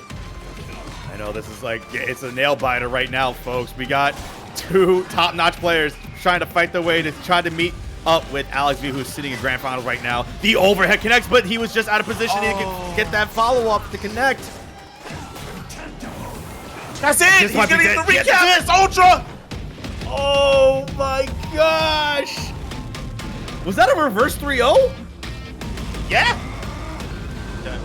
Wow. Conrod's Ultra, and he does the full thing, and he taunts. I swear, I wish I was in that Discord right now, because I know Duel's talking so much cash! Oh! He's fighting out a loser, so he has to win 6 games. He's got to win 3 to reset the back bracket, and then he's got to win 3 more after that. And this is AlexV talking about, and AlexV going in with the Aria pick, so no Rash, it looks like. I'm not mad at it. Yeah, neither am I, because he's been having a strong showcase with this character all night so far. He only brought out Rash for 1 instance, and then went back to Aria afterwards. Exactly. He's literally just been all Aria, which is interesting to see. It makes me wonder what Evo and Combo Breaker are gonna look like this year. You know, if Alex is blowing up, or if he's gonna really stick with this Aria and try to make runs in the LAN environment. Right now, we are in the home base of Aria. You know, we're at Ultra Tech, and the lead is fitting for AlexV as he shotgun these over, doesn't get it confirmed though. Yeah, and AlexV just again playing the lane game with a character that's kind of notable for rushdown, especially with the body that she can just rush you down in. But he's just not allowing Duel to do really much either. Like, he's just sitting back. He's like, yeah, sure, yeah, you can keep throwing this out here, but you're not going to engage with me. What use is it? So, but now here we go. AlexV in the blender, in the pocket, and got Duel sitting in the corner.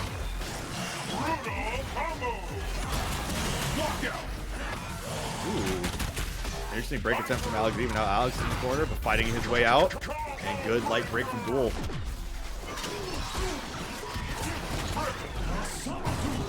Lord, he is swarming him here.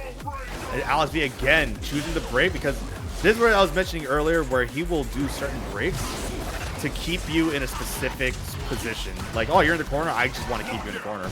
So I'm just going to keep breaking and just resetting the neutral, and you're still in the corner.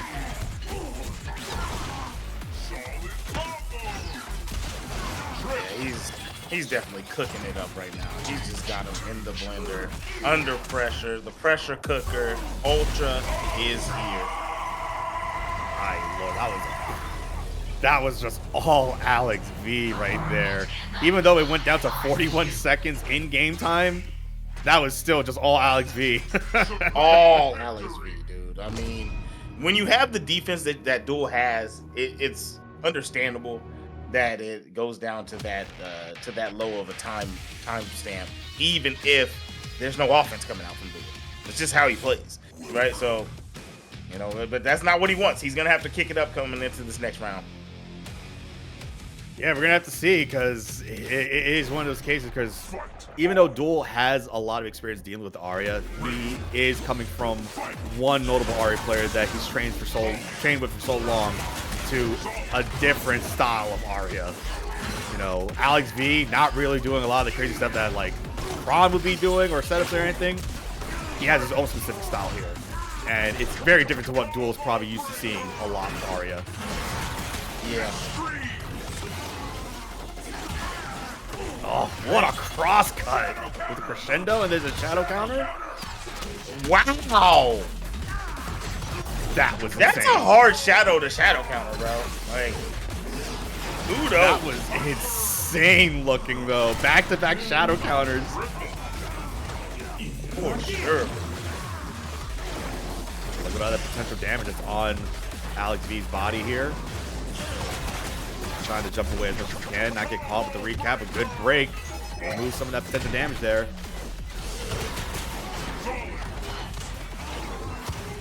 Backdash on the world, man. Dude, he's just doing everything right at this point.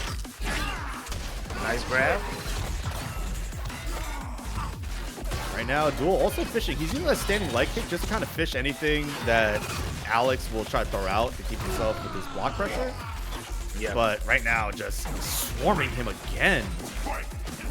That's his poke tool, man. I mean, Conra for a bit there didn't have that. They buffed it in season 3 later into the life and tried to make it work a little bit better for him. And that's really all he has. He has to use that to try to stop onslaughts. And Duel's trying, but it's just not working. Yeah, it just comes down to just where is he at right now mentally, because just like, dealing with a different style Aria that's playing, you know, differently from what you're used to, and kind of utilizing the game plan against him too, because Duel is trying to sit back, play a little lane here, and make you make the mistake. But AlexV can do that too, and he's basically clapping back at Duel with it. Man.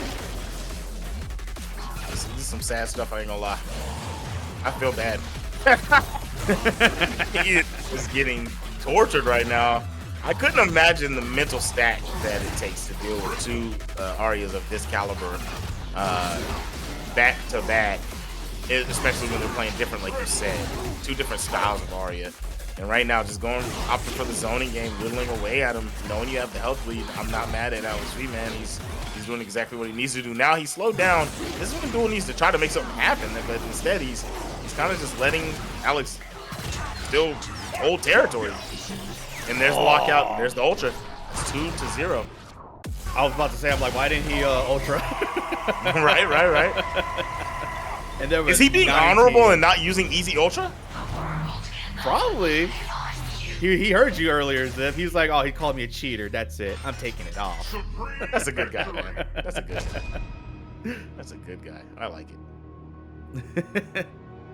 No. I gotta do the proper AlexV way. No, bro. I took it off. I love Alex. Throws in bro every time. I love him. He's the homie. Oh, man. Chronicle says Aria can't get ultra off that. Oh. So that whole confirm into ultra doesn't work? Oh, okay. Well, so used to seeing that. Oh my goodness, just shotgunning. He's pulling up. Look at that. He's just going in, dude. He is not letting Duel get any breathing space whatsoever. None. He said, I'm closing this bad boy out. Let me get my check real quick, my Maturino. You do. He's like, I gotta go to bed. I gotta go make music real quick. What time is it for Alex? It's probably late. I ain't gonna lie. Nice. I gotta know my time zones. I know, right? I'm so uncultured. No break attempt. Not enough to take out the health bar. Oh man, what you reaching for? Break on the heavy though. Okay, got something. That was actually crazy because Alex brought that back. Duel had a massive life lead, and AlexV was just rushing him down. And just runs up DPs. Oh my god. NotAlexV on a potential tournament point here. He clipped him? What did dual press? Oh my gosh, dude. It is slipping away from duel. Goodness, his toes overhead. Let's caught him out of the air.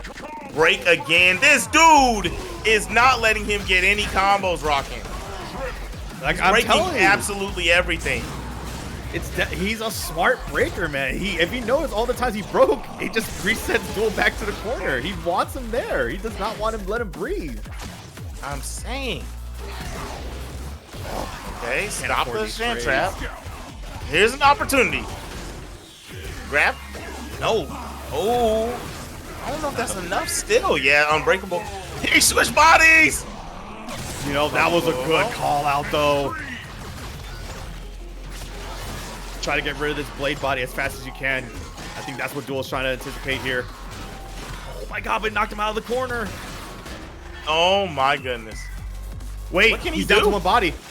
He lost the assist. The assist got hit in the middle of that. Oh my god! No way! Oh. He landed that jump in that clean. No. Duel turns off the game. Your champion is AlexV. That was crazy.